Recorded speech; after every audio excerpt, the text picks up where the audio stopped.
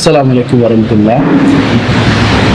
அடுத்த தலைப்பாக பேச்சுக்கலை, பேசுவது எப்படிங்கிற தலைப்பில் சகோதரர் காமில் சலஃபி மௌலவி அவர்களை அன்புடன் வரவேற்கிறேன். பிஸ்மில்லாஹிர் ரஹ்மானிர் ரஹீம். நஹ்மதுஹு வ நுஸல்லி அலா ரசூலில் கரீம். அம்மா பஅத். அன்பார்ந்த சகோதரர்களே, இன்றைய நாளின் மிக முக்கியமான ஒரு தலைப்பில் இருக்கின்றோம். பேச்சுக்கலை. இதுதான் இந்த எங்களோட முகாம்ட நோக்கமே அதுதான். ஏன்னா பேச்சுக்கலை என்றால் என்ன, அது தொடர்பான முக்கியமான சில விடயங்களை இந்த நிகழ்ச்சியில நாங்க பார்க்கிறோம். பேச்சுக்கலை என்றால் என்னன்னா, ஒரு மனிதர் தான் கொண்ட உணர்வுகளை, தான் சொல்ல வந்த ஒரு விஷயத்தை மற்றவர்களுக்கு சொல்லும் பொழுது அதை சரியாக மற்றவர்கள் விளங்கி கொண்டாங்கன்னு சொன்னா அந்த கம்யூனிகேஷன் சரியாக நடக்கிறது தான் பேச்சுக்கலையில அடிப்படையான ஒரு முக்கியமான விஷயம். இந்த பேச்சுக்கலையானது அல்லாஹ் தஆலா ஒவ்வொரு மனிதனுக்கும் தந்த மிக முக்கியமான ஒரு அருள். அவங்களோட ஃபீலிங்ஸ், அவங்க சொல்ல வந்த விஷயங்கள், அவங்களோட உணர்வுகளை மற்றவங்களுக்கு சொல்ல கிடைக்கிறதுன்றது மிக முக்கியமான ஒரு அருளாக அது பார்க்கப்படுகின்றது. பேச்சுக்கலையானது தொடர்பு கொள்ளக்கூடிய ஒரு கருவியாக காணப்படுகின்றது. இப்ப நடந்த எலெக்ஷன்ல சகோதரர் அனுரகுமார திசாநாயக்க அவர்களோட ஒட்டுமொத்த பேச்சில் வசீகரிக்கப்பட்ட மக்கள் தான் இருந்தாங்களே ஒழிய, அவரை நம்பி எலெக்ஷன்ல ஓட் பண்ணினாங்களே ஒழிய, இந்த பாராளுமன்றத்துல மக்கள் யார் யாருன்றே தெரியல. ஆனா எல்லாரும் மாலிமாவுக்கு ஓட் பண்ணாங்க. என்ன ரீசன்னா போட்ட விஷயம் அது. அவரோட ஒட்டுமொத்தமாக அந்த பேச்சில வசீகரத்துல மக்கள் சூழ்ந்து கொண்டதை ஒழிய ஒரு கலையாக அவர் பயன்படுத்தினாரு. அந்த கலை மூலமாக மக்களோட மனசை அவர் வென்றெடுத்தாரு. இது ஒரு மிக முக்கியமான காரணம் என்பது நாடறிந்த ஒரு விஷயமா இருக்கின்றது. அடுத்தது, இந்த பேச்சுக்கலை மூலமாக வாழ்நாள் முழுவதும் ஒரு பயனாக காணப்படுகின்றது. ஒவ்வொரு மனிதனுக்கும் அன்றாட வாழ்க்கையில அது ஒரு பயனளிக்கக்கூடிய விடயமாகவும் எமது வெற்றிக்கு உறுதுணையான ஒரு விஷயமாகவும் இருக்கின்றது.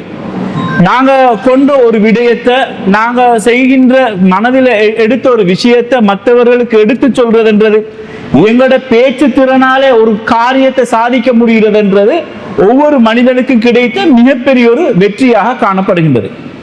அதே போல ஒரு சிறப்பான பேச்சு ஒரு மாற்றத்தை உண்டு பண்ணும். அந்த மாற்றங்கள் உங்களிடத்திலும், உங்களை சூழ உள்ளவர்களிலும், நாட்டிலும், ஒட்டுமொத்த உலகத்திலும் அது மாற்றத்தை ஏற்படுத்தும். இது நிதர்சனமான ஒரு உண்மை. நபி ஸல்லல்லாஹு அலைஹி வஸல்லம் அவங்க 23 ஆண்டு காலமாக அவங்களோட ஸ்பீச், அவங்களோட பேச்சு திறமையும் ஒரு மிக முக்கியமான ஒரு காரணம் அந்த சமூகத்தை மாத்துறதுக்கு. ஏற்கனவே அஜ்மீர் அமீனி அவர்கள் பேசும்பொழுது சொன்னாங்க, உமர் அந்த நபி ஸல்லல்லாஹு அலைஹி வஸல்லம் அவங்க மௌத்தாவினதோட சஹாபாக்கள் 3 கூட்டத்தினராக பிரிஞ்சிருந்தாங்கன்னு சொல்லி. அப்ப அபூபக்கர் ரலியல்லாஹு அன்ஹு அவர்கள் அந்த மக்களை கண்ட்ரோல் பண்ணின விதம் இருக்குதானே, அதுதான் பேச்சுக்கள். அந்த அவர் கொண்ட உணர்வுகளை சரியான முறையில் அவர் எடுத்து இயம்பினாரு. அந்த நேரத்தில் ஏற்பட்ட அமைதி அந்த ஊருக்கு கிடைச்சது. இப்படி ஒவ்வொரு மக்களுடைய உள்ளத்திலும் கொண்டு போய்த்து நாங்க சொல்லுகின்ற விடயத்தை கொண்டு போய்த்து எட்டி வைக்கக்கூடிய மிக பிரதானமான ஒரு கலையாக பேச்சுக்கலை காணப்படுகின்றது. இந்த இவ்வளவு சிறப்பு கொண்ட இந்த பேச்சுக்கலையை படிக்கிறதுக்கு தான் நாங்களும் நீங்களும் இந்த இடத்துல இருக்கிறோம். சிறந்த முறையில நோட்ஸ்கள் எடுத்து உங்களோட தைரியத்தை வரவழைச்சு நீங்களும் ஒரு பேச்சாளராக வர வேண்டும் என்பதுதான் எங்களோட ஒரு நோக்கம். அதற்கு நீங்க என்றும் தயாராக இருக்க வேண்டும். அடுத்ததாக, இந்த பேச்சுக்கலை ஒரு திறமையாக இருக்கின்றது. ஒவ்வொருவருக்கும் இருக்கக்கூடிய ஒரு தனிப்பட்ட திறமை. உதாரணமா லேசான ஒரு விஷயம் சொல்றேன். பெண்கள் வீட்டுல ஆக்குவாங்க, ஆண்களும் சமைப்பாங்க. ஒரே கறிய, ஒரே மசாலா தூள், ஒரே விஷயம் இருக்கும். ஆனா சமைக்கும் பொழுது ஒவ்வொரு ஆக்களோட கைப்பக்குவத்துக்கு ஒவ்வொரு ருசி வருதா இல்லையா? ஏன் அது அவங்களோட தனிப்பட்ட விஷயம். ஒவ்வொரு முறையும் இவர மாதிரி தான் பேசணும்னா அப்படி இல்லை. எங்களுக்கொண்டு ஒரு பாணி இருக்குது, எங்களுக்கொண்டு ஒரு திறமை இருக்குது. ஒரு உயிராக இந்த இடத்துல இருக்கக்கூடிய, இப்ப எனக்கு தெரிந்த இந்த மாணவன் ஐசர் இருக்கிறாரு. ஐசர் இந்த உலகத்துக்கே ஒரே ஒரு ஐசர் தான், வேற ஐசர் இல்ல. அங்க இதுல இருக்கக்கூடிய ஒவ்வொருவரும் நீங்க ஒவ்வொரு தனித்தனியாக்கள் தான். அவனை போல நான் வரணும், இவனை போல நான் வரணும் என்றது இல்லை. தனித்துவமான ஒவ்வொரு ஆக்களா இருக்கின்றீங்க. உங்களோட தந்தையிட இந்திரிய துளியிலிருந்து ஒரு கோடிக்கணக்கான உயிரணுக்கள் போச்சு. ஆனா அதுல இருந்து வந்த ஒரு துளி ஒரு ஆள் தான் நீங்க. அப்ப கோடிக்கணக்கானவர்களை முந்திக் கொண்டு வந்த ஒரு ஆள் நீங்க. நீங்க ஒவ்வொருவரும் தனியானவர்கள், சிறப்பானவர்கள். தனித்திறமை உங்ககிட்ட இருக்குது என்ற திறமையை நீங்க முதலாவது நம்ப வேண்டும். அடுத்து பேச்சுக்களை எங்களுக்கு ஒரு ஆர்வம் ஒன்று வேண்டும். அந்த ஆர்வம் இருந்தால் அந்த பேச்சு எங்களுக்கு தானாக வந்துவிடும். அந்த ஆர்வத்தை நாங்கள் வளர்த்து கொள்ள வேண்டும். அடுத்ததாக பேச்சுக்களை என்பது ஒரு தைரியம். இந்த தைரியம் எங்களுக்கு வந்துட்டு என்று சொன்னாலே, இந்த மேடை பயம் இல்லாமல் போய்விட்டது என்று சொன்னாலே எங்களுக்கு அவ்வளவு பிரச்சனைகள் முடிஞ்சிடும். இந்த ஸ்டேஜ் பயம் என்றது, ஸ்டேஜுக்கு இருக்கக்கூடிய பயம் நீங்கி நாங்களும் ஒரு சிறந்த பேச்சாளராக மாறலாம் என்பதில் எந்த விதமான சந்தேகமும் கிடையாது. அப்ப இந்த தைரியம் என்றால் என்னன்னு சொன்னா அது இரண்டு வகையாக பார்க்கப்படும். ஒன்று தன்னம்பிக்கை. உங்களை நீங்க நம்ப வேணும். என்னால பேச இயலும் என்று நீங்க முதலாவது நினைக்கணும். என்னால நான் சொன்ன கருத்தை மக்கள் மத்தியில சொல்லி சேர்க்க இயலும் என்றதை நீங்க முதலாவது நம்பணும். உங்களுக்கு அந்த தைரியம் இல்லாட்டி அதை கொண்டு புனலை வச்சு ஊத்த இயலாது. அது அப்படியான ஒரு விஷயம் இல்லை. நீங்களாக விரும்பணும், நான் இதை செய்யணும் என்றத கான்ஃபிடென்ட் உங்ககிட்ட வரணும். அந்த தைரியம் இருக்கணும். அடுத்ததாக எங்களோட திறமை அதை அறிந்து தெளிந்து பயின்று பழக வேண்டும். அந்த தைரியம் எப்படி வரணும்? அதை நாங்கள் அறிந்து கொள்ள வேண்டும், அதை நாங்கள் தெரிந்து கொள்ள வேண்டும், அதை நாங்கள் பயில வேண்டும், நாங்கள் தொடர்ச்சியாக அதுக்கு முயற்சி செய்ய வேண்டும்.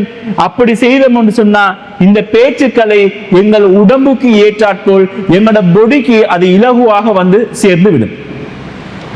அடுத்து இது மிக முக்கியமான விஷயம், நோட் பண்ணிக்கொள்ளுங்க. உங்களோட வாட்ஸ்அப் குரூப்லையும் நான் இந்த ஸ்லைட்ஸ் அப்படியே போட்டுடுவேன். பேச்சின் மிக முக்கியமான கூறுகள். ஒரு ஸ்பீச் பண்ண போறோம் என்று சொன்னா முதலாவது அதுக்கு ஒரு அறிமுகம் தேவை. இரண்டாவது அதுக்கு ஒரு உடல், ஒரு பாடி தேவை. மூணாவது முடிவுரை. இந்த மூணும் இருந்தாலே உங்க எல்லாருக்கும் பேசி முடிச்சிடலாம். இந்த மூணும் தான் பேச்சு. முதலாவது ஒரு அறிமுகம் என்று சொல்லுவோம். இரண்டாவது என்ன விஷயத்தை கொண்டு வந்தோமோ அதை நாங்கள் அப்படியே சொல்லி முடிக்கிறது. மூணாவது முடிவுரை. இதுதான் சொல்லியிருக்கிறேன்னு சொல்லி ஒரு சாராம்சத்தை சொன்னோம்னா எங்களோட பேச்சு ஃபுல்லா கம்ப்ளீட் முடிஞ்சு. இந்த மூன்று விஷயத்தை நீங்க திறம்பட செய்யறதுக்கு ரெடியாவீங்கன்னு சொன்னா நீங்க ஒவ்வொருத்தரும் தனியான ஒரு பேச்சாளர். இந்த மூன்று விஷயத்தையும் தான் நாங்க இப்ப பார்க்க போறோம். அதுல அறிமுகம். அறிமுகத்துக்கு ஒரு தலைப்பு போட்டிருக்கிறோம், அட்டென்ஷன் கிராபர்னு சொல்லி. என்ன இந்த அட்டென்ஷன் கிராபர்னு சொன்னா ஒரு உரையின் ஆரம்பத்தில் முக்கியமான ஒரு அறிவியல் உண்மை, புள்ளி விவரம், அறிஞர்களின் கூற்று ஆரம்பத்திலே மக்களோட கவனத்தை தன் பக்கம் திருப்புறதுக்காக வேண்டி சொல்லக்கூடிய ஒரு வார்த்தை. அல்லாஹ் தஆலா அல் குர்ஆன்ல எக்கச்சக்கமான விஷயங்கள் இந்த விஷயத்துல பயன்படுத்திக்கிறான். சில வசனங்கள்ல சத்தியம் செய்து ஆரம்பிச்சிருப்பான். வல் அஸ்ர், காலத்தின் மீது சத்தியமாக. அல்லாஹ் தஆலா ஒரு பொருளை சத்தியம் செஞ்சுக்கிறான்டா பின்னுக்கு சொல்லக்கூடிய விஷயத்துல ஏதோ ஒரு முக்கியமான விஷயம் இருக்குது. இதுதான் இந்த அட்டென்ஷன் கிராபர்னு சொல்றது. நபி ஸல்லல்லாஹு அலைஹி வஸல்லம் அவங்களோட உரையில் இந்த அட்டென்ஷன் கிராபரை பத்தி, அட்டென்ஷன் கிராபர் கூடுதலாக பயன்படுத்தப்பட்டிருக்கு. நபி அவங்க கேட்பாங்க, ஒரு மனிதன் நிற்கிறாரு, அவரோட வீட்டுக்கு முன்னால ஒரு ஆறு ஒன்று ஓடிக்கொண்டிருக்கும். அந்த ஆத்துல அவர் 5 நேரம் குளிக்கக்கூடியவராக இருப்பாரு. அவரோட உடல்ல ஏதாவது ஒரு ஊத்த இருக்குமான்னு கேட்கிறாங்க. சஹாபாக்கள் கேட்கிறாங்க, யார் ரசூலல்லாஹ், ஆத்துல 5 நேரம் அவர் குளிக்கிறார் என்று சொன்னா அவரோட மேல எப்படி இருக்கும்? அதுக்கு பொருள் நபி அவங்க சொல்றாங்க, அத மாதிரி தான் 5 நேரம் தொழுகிறவன் மேல பாவங்களோட கரைகளை அல்லாஹ் மன்னித்து விடுகின்றான் என்று சொல்லி. இந்த அட்டென்ஷன் கிராபர் முதலாவது ஒரு விஷயத்தை சொல்லிட்டு திருப்பி கொண்டு வர ஒரு விஷயம் இது. இது ஒரு மிக முக்கியமான ஒரு விஷயம். குர்ஆன்லயே நாங்க பார்க்கிறோம், அரஐதல்லதி யுகذிபு பித்தீன், அரஐதல்லதி யுகذிபு பித்தீன், நியாய தீர்ப்பு நாளை பொய்ப்பிப்பவனை நீங்கள் பார்க்கவில்லையா? அப்ப அல்லாஹ் தஆலா ஒரு கேள்வி எங்கள்கிட்ட கேட்கிறான். கேட்டுட்டு பின்னுக்கு விஷயங்களை சொல்லிட்டு வரான். இதுதான் அட்டென்ஷன் கிராபர் என்று சொல்றது. அதே இப்படி எக்கச்சக்கமான குர்ஆன் வசனங்கள், ஹதீஸ்கள், இந்த அட்டென்ஷன் கிரபர் எங்களோட ஆரம்ப உரையில கட்டாயமா இருக்கணும். ஒட்டுமொத்த மக்களும் எங்களோட உரையை எங்களோட நாங்க சொல்றத கேட்க போறாங்க, கேட்க வைக்கிறதுக்கு கட்டி வைக்கிறதுக்கு இந்த அட்டென்ஷன் கிரபர் அவசியம். இதை நாங்க கூடுதலாக பயன்படுத்தி தான் எங்களோட பேச்ச ஆரம்பிக்கணும். இது அழகாக இருக்கு. அடுத்ததாக உடல் பகுதி. உடல் பகுதி என்று சொல்றதுதான் இந்த பேச்சில மிக முக்கியமான ஒரு உயிரான விஷயம். இந்த உடல் பகுதி ஒன்றுக்கும் மேற்பட்ட ஒரு பகுதியாக இருக்கலாம். சில உபதலைப்புகளாக அதை பிரிச்சு கொள்ளும். பேச வேண்டிய நேரத்துக்கு ஏற்றாப்போல் சிறு பகுதிகளாக ஒவ்வொரு தலைப்புகளாக உபதலைப்புகளாக நாங்கள் பிரிச்சு கொள்ளணும். ஒவ்வொரு சிறு பகுதியிலும் இப்ப நாங்க சொல்ல போற ஒவ்வொரு உபதலைப்புகளிலையும் அந்த குர்ஆன் வசனங்கள், ஹதீஸ்கள் மற்றும் அதற்குரிய விளக்கங்கள் எல்லாத்தையும் நாங்க ஒன்றொன்றோ ரெண்டோ சேர்த்து கொண்டு வந்தோம் என்று சொன்னா எங்களோட உடல் அப்படியே ஃபுல்லா சேர்ந்து. உதாரணமாக நான் தாயை பத்தி பேச போறேன்டா, முதலாவது ஸ்பீச்சில் நாங்க அட்டென்ஷன் கிரபர் ஒன்றை கொடுத்து ஸ்பீச் ஆரம்பிப்போம். உடல் பகுதி எப்படி வரும்?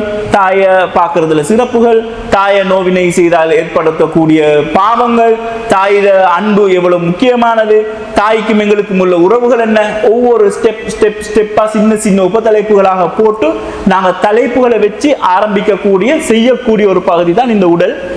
ஒவ்வொரு உடலிலும் ஒவ்வொரு சின்ன விஷயத்திலையும் ஒரு அல் குர்ஆன் வசனமோ ஒரு ஹதீஸையோ நாங்க சேர்த்து கொண்டு வந்தோம்னா அந்த உரை சிறப்பாக இருக்கும். அதே போல முடிவுரை. இந்த முடிவுரையில் என்னன்னா நாங்க சொன்ன விஷயங்களை சாராம்சமாக அப்படியே ரிப்பீட் சொல்றதுதான் முடிவுரை. அதே போல இதுவரை சொன்ன விஷயங்கள்ல ஒரு மைய கருத்து, இதைத்தான் நான் சொல்றேன்னு சொல்லிட்டு முடிக்கணும். முடிக்கும் முன்பு கட்டாயமாக செயற்பட அழைப்பு விடுக்கணும். என்ன செயற்பட அழைப்பு விடுக்கிறேன்னு சொன்னா, மேல நான் தாயிட விஷயங்களை பத்தி சொன்னேன், அந்த சிறப்புகள் எல்லாத்தையும் சொல்லியிருக்கிறேன். இந்த விஷயங்கள்ல நானும் நீங்களும் எங்களோட தாயை நாங்க பார்க்கணும், அவர்களை மௌத்து வரை நாங்கள் பராமரிக்க வேண்டும், அந்த சிறப்புகளை பெற்றுக்கொள்ள வேண்டும் என்று நான் உங்களுக்கு எத்தி வைக்கிறேன். அதை நானும் செயற்படுத்த அல்லாஹ்விடம் நான் துஆ செய்கிறேன் என்று சொல்லி அந்த துஆ உரையை முடிச்சார் என்று சொன்னா, அவர் சொன்ன விஷயங்களை மத்தாக்களுக்கு அட்டென்ஷன், நீங்க இதெல்லாம் செய்யுங்க சொல்லி முடிக்கிறாரு என்ற விஷயம். ஆக பொதுவாக ஒரு எளிய வார்த்தையில சொல்லணும் என்று சொன்னா, ஒரு பயான் என்றதோ அல்லது ஒரு பேச்சு என்றதோ எப்படி இருக்கும்? முன்னுரையும் உடலும், அதாவது நடுப்பகுதியும் முடிவுரையும் கொண்ட ஒரு ஒட்டுமொத்த கருவூலம் தான் பேச்சு என்று சொல்றது. அடுத்ததாக பேச்சுக்கலைக்குரிய உக்திகள். நடை, உடை, பாவனை, குரல், இது மூணும் கட்டாயமா நாலு விஷயம் இருக்கு ஒரு பேச்சுக்கலையில. எங்களோட நடை, உடை, பாவனை, ஸ்டேஜுக்கு எழும்பி வாரது. அடுத்தது நடை என்று சொன்னானது ஸ்டேஜுக்கு வார உற்சாகம், எழும்பி வரப்போகளே விளங்கணும், இந்த வார வரத்துல நல்ல ஒரு ஸ்பீச் ஒன்று நடக்க போகுது, அல்லது அவருடைய மக்களை பார்த்து புன்முறுவல் ஒன்று செய்கிறது. அவர் நிற்கின்ற அமர்ந்திருக்கின்ற பயான சில நேரம் நின்று கொண்டு செய்யலாம், தேவைக்கேற்ப அமர்ந்து கொண்டும் செய்யலும், அது அவங்களோட தேவைக்கு ஏற்ப நடக்கிறது. அந்த இருக்கிற ஸ்டைலும் மிக முக்கியம். எல்லோரையும் தொடும் கண்களாக இருக்கணும். இதுக்கு சொல்லுவாங்க ஐ கான்டாக்ட் என்று சொல்லி. ஐ கான்டாக்ட் வெரி இம்பார்ட்டன்ட், மிக முக்கியம். நான் உங்களை பார்த்து பேசாம அங்க பார்த்து கொண்டு பேசினு சொன்னா என் பேச்சு எடுபடாது. சிலாக்கள் பயத்தின் காரணமாக எங்க பார்க்கிறதுன்றது விளங்காது. கண்ணை பார்க்கணும். ஐ கான்டாக்ட் மிக முக்கியம். அந்த கண்களை தொடக்கூடிய விஷயம் ஒரு உணர்வு ரீதியான தாக்கத்தை உளவியல் ரீதியாகவும் ஏற்படுத்தக்கூடும். ஆகவே இந்த ஐ கான்டாக்ட்ன்றது மிக அவசியம். அடுத்தது எங்களோட கை, தோல், தலை அசைவுகள்.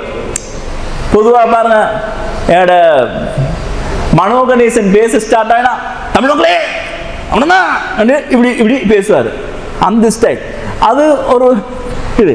அது மாதிரி அவங்களோட தோல், தலை, இந்த மாதிரி ஒவ்வொன்றையும் பேசுறது இருக்குது. ஒவ்வொரு ஆக்களுக்கு ஒவ்வொன்று இருக்குது. எங்களோட ரவுஃப் ஹக்கீம் சார், அவர் பேச ஸ்டார்ட் பண்ணாருன்னா இப்படி பேசுவாரு, இப்படி திரும்பி பார்த்து பேசுவாரு, இப்படி என்றுவாரு, திரும்பி இப்படி பார்ப்பாரு, ஜல பார்ப்பாரு, ஜல பேசுவாரு, ஒட்டுமொத்த மக்களோட க்ரௌடையும் செய்வார். அது மிக முக்கியம். அது ஒவ்வொரு ஆக்களுக்கும் வரக்கூடிய தனியான பாணி. இதைத்தான் நாங்கள் பேசணும்ன்றதில்லை. ஜாக்கிர் நாயக் அவங்க பேச போகல தனியாக நின்ற இடத்துல நின்று கொண்டு கையை கட்டி கொண்டு அது அவருடைய ஸ்டைல்.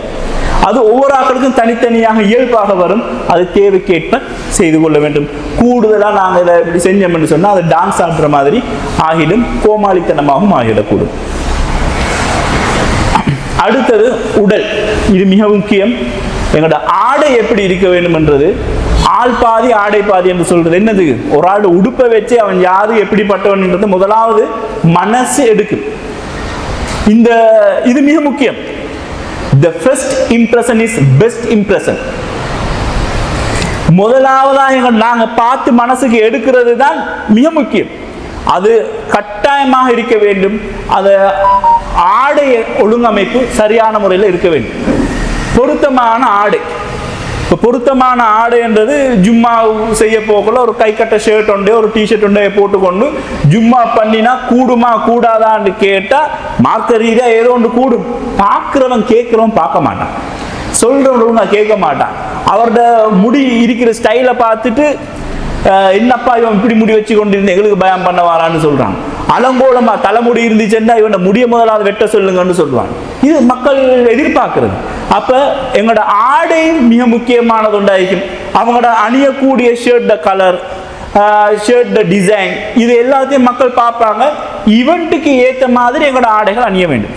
இப்போ இந்த இடத்துல நான் ஒரு டையையும் போட்டு ஷூவும் போட்டு வந்து நல்லா இருந்திருக்கு. ஆனால் இங்கே நீங்கள் அது பொருத்தம் தேவைப்படலை. இதுக்கு கீழே அந்த இடத்துக்கு ஏற்ற மாதிரி வரப்போகல தேவைப்படலை. அப்போ அந்த ஈவெண்ட்டுக்கு ஏற்ற ஒரு ஆடைகளை நாங்கள் அணிகிறது கட்டாயமான ஒரு விஷயம். தளர்வின்றி இருக்க வேண்டும். நாங்கள் உடுக்குற ஆடை எங்களுக்கு இறுக்கி கொண்டு இல்லாமல் எங்களுக்கு கம்ஃபர்டபுளாக இருக்கக்கூடியதும் கட்டாயம். ஏன்னா உடையும் நாங்கள் பேசக்கூடிய நேரத்தையும் எங்களையும் டிஸ்டர்ப் பண்ணாமல் இருக்கும். அடுத்தது ஆடையிட நிறத்திலையும் கவனம் செலுத்தி கொள்ள வேண்டும். அடுத்தது பாவனை. பாவனை என்று சொல்லும் பொழுது நாங்கள் உற்சாகமாக இருக்க வேண்டும். எங்களோட பேச்சு எப்பவும் உற்சாகமாக இருக்க வேண்டும். நாங்களே உற்சாகமாக இல்லை என்று சொன்னால் எங்களோட பேச்சை கேட்கிறார்கள் உற்சாகப்பட மாட்டாங்க.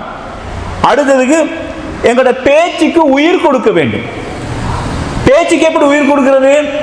நாங்கள் பேசும் பொழுது வருவோம், அது ஒவ்வொரு விஷயமா பின்னுக்கு பார்ப்போம். எங்களோட பேச்சின் ஸ்டைல், ஏற்ற இறக்கங்கள், குரல் பாவனைகள், நாங்கள் சொல்லக்கூடிய விஷயங்கள், இடையில பாவிக்கக்கூடிய விடயங்கள் என்றது எல்லாமே ஒவ்வொன்றும் அந்த பேச்சுக்கு உயிர் கொடுக்கக்கூடியதா இருக்கு. அடுத்தது இந்த குறிப்புகளை பார்த்து வாசிச்சு போற பழைய ஸ்டைல் இருக்கக்கூடாது. நான் சின்னத்துல ஜும்மா கேட்கும் பொழுது சில இடங்கள்ல இருந்தது ஒரு பழைய டைரி ஒன்று வச்சு கொண்டு அப்படி பார்த்து வாசிக்கிற ஸ்டைல் உண்டு. நபி என்றுட்டு அந்த அடுத்த பக்கம் பெரட்டி ஸல்லல்லாஹு அலைஹி வஸல்லம் அவர்கள் போனார்கள். அந்த அளவுக்கு பார்த்து வாசிக்கக்கூடிய ஹுத்பாக்கள் ஆரம்ப காலத்தில் இருந்தது. இப்போ காலப்போக்கில் அதெல்லாம் குறைஞ்சிட்டு அந்த மாதிரி பார்த்து வாசிக்கக்கூடியதாக இருக்கக்கூடாது. பார்த்து வாசிக்கிற டாக்குமெண்ட்டும் இருக்குது. அதுக்கு நாங்கள் ஸ்பீச் பண்ண போகக்கூடாது. ஒரு அறிக்கை ஒன்றை நாங்கள் சொல்கிறோம்னு சொன்னால் அதை நாங்கள் பார்த்து தான் வாசிக்கணும். அதை நாங்கள் ஸ்பீச் பண்ண போகலாது. அப்போ எது பார்த்து வாசிக்கணுமோ அதை பார்த்து வாசிக்கணும். ஸ்பீச் பண்ணுறதை ஸ்பீச் பண்ணணும். இங்கே நான் ஒரு நிகழ்ச்சியை செய்ய போகல, அதை பார்த்து வாசிக்கிறது உயிரோட்டமாக இருக்காது. உடல் அசைவுகள், குரல் அசைவுகளுடைய இணக்கங்கள் சரியாக இருக்க வேண்டும். நாங்கள் பேசும் பொழுது உண்மையை உணர்ந்து உண்மையாக பேச வேண்டும். பொய்யாக பேசுறத தவிர்த்து கொள்ள வேண்டும். என்ன பேசுறோம்ன்றதை விளங்கி கொண்டு பேசினா தான் சரியாக போகும். இல்லாட்டி இவன் என்னப்பா முன்னுக்கு பேத்து ஒளறி கொண்டு இருக்கிறான் என்று சொல்லி கேட்டுக்கொண்டு இருக்கிறார்கள், அப்படியே எடுத்துக்கொள்வாங்க. அது சாதாரண ஒரு விஷயம் ஒன்று இல்லை. அப்போ குயிக்காக பேத்து சேர்ந்துடும். அடுத்தது எங்களோட குரல். குரல் நாங்கள் பேசக்கூடிய ஸ்பீச். இப்போ இந்த மைக் இல்லாட்டியும் தொங்கல் இருக்கக்கூடிய ஒரு நபருக்கும் நாம் பேசுறது பேத்து கேட்கக்கூடிய ஒரு ஒலி அளவில் இருக்கணும். நாங்கள் பாவிக்கக்கூடிய தொனி, அதில் தோணி என்று டைப் பண்ணப்பட்டிருக்குது. தொனி எப்படின்னா அந்த வார்த்தைக்கு உயிர் சேர்க்கும். ஏற்ற இறக்கங்களை ஒவ்வொரு இடத்துக்கும் எப்படி எப்படி பேசணுமோ அந்த தொனி ஒவ்வொரு டோன்ல போகும். அதே போல வேகம், சொல்லக்கூடிய வேகம், பேச்சுக்கு ஒரு ஸ்பீட் இருக்குது. அந்த ஸ்பீட் எப்படி என்று சொன்னால் எங்களோட நேரத்தை பொறுத்து அமையும். கொஞ்ச நேரம் நிறைய செய்தி சொல்றேன்டா அதுக்கேற்ற மாதிரி ஒரு ஸ்பீட்ல போகும். டைம் நல்லா ரிலாக்ஸ் ஆகிக்குதுன்னு சொன்னால் அதுக்கேற்ற மாதிரி ஒரு நேரத்தில் போகும். இதை கொஞ்சம் கவனித்துக் கொள்ள வேண்டும். அடுத்தது அசைவு, ஏற்ற இறக்கங்களோட சரியாக இருக்க வேண்டும். பஞ்ச் என்று சொல்லப்பட்ட ஒரு சொல்ல நான் இங்க போட்டுகிறேன். அது என்னன்னு சொன்னா, மனதில் எதிரொலிக்கும் வண்ணம் நாங்க சொல்ற விஷயங்களை பேசி சேரணும். நான் உன்னை பேசினேன்னா பேசினத்தை நீங்க புறவு யோசிச்சு இது இப்படி இப்படிலாம் சொன்னாருன்னு சொல்லி உங்களோட மனசு எதிரொலிக்கிற அளவுக்கு என் பேச்சிட தன்மை உங்களோட மனசுல வந்து சேரணும். அடுத்தது, ஒரு பேச்சுக்கு இருக்கக்கூடிய மிக முக்கியமான அலங்காரங்கள் ஒரு தலைப்பு போட்டுக்கிறோம். இது மிக முக்கியமான ஒரு விஷயம். ஒவ்வொரு பேச்சுக்கும் அலங்காரங்கள் இருக்கு. பேசும் பொழுது நாங்கள் தகவல்களை நிரம்பி பேச வேண்டும். என்ன தகவல்?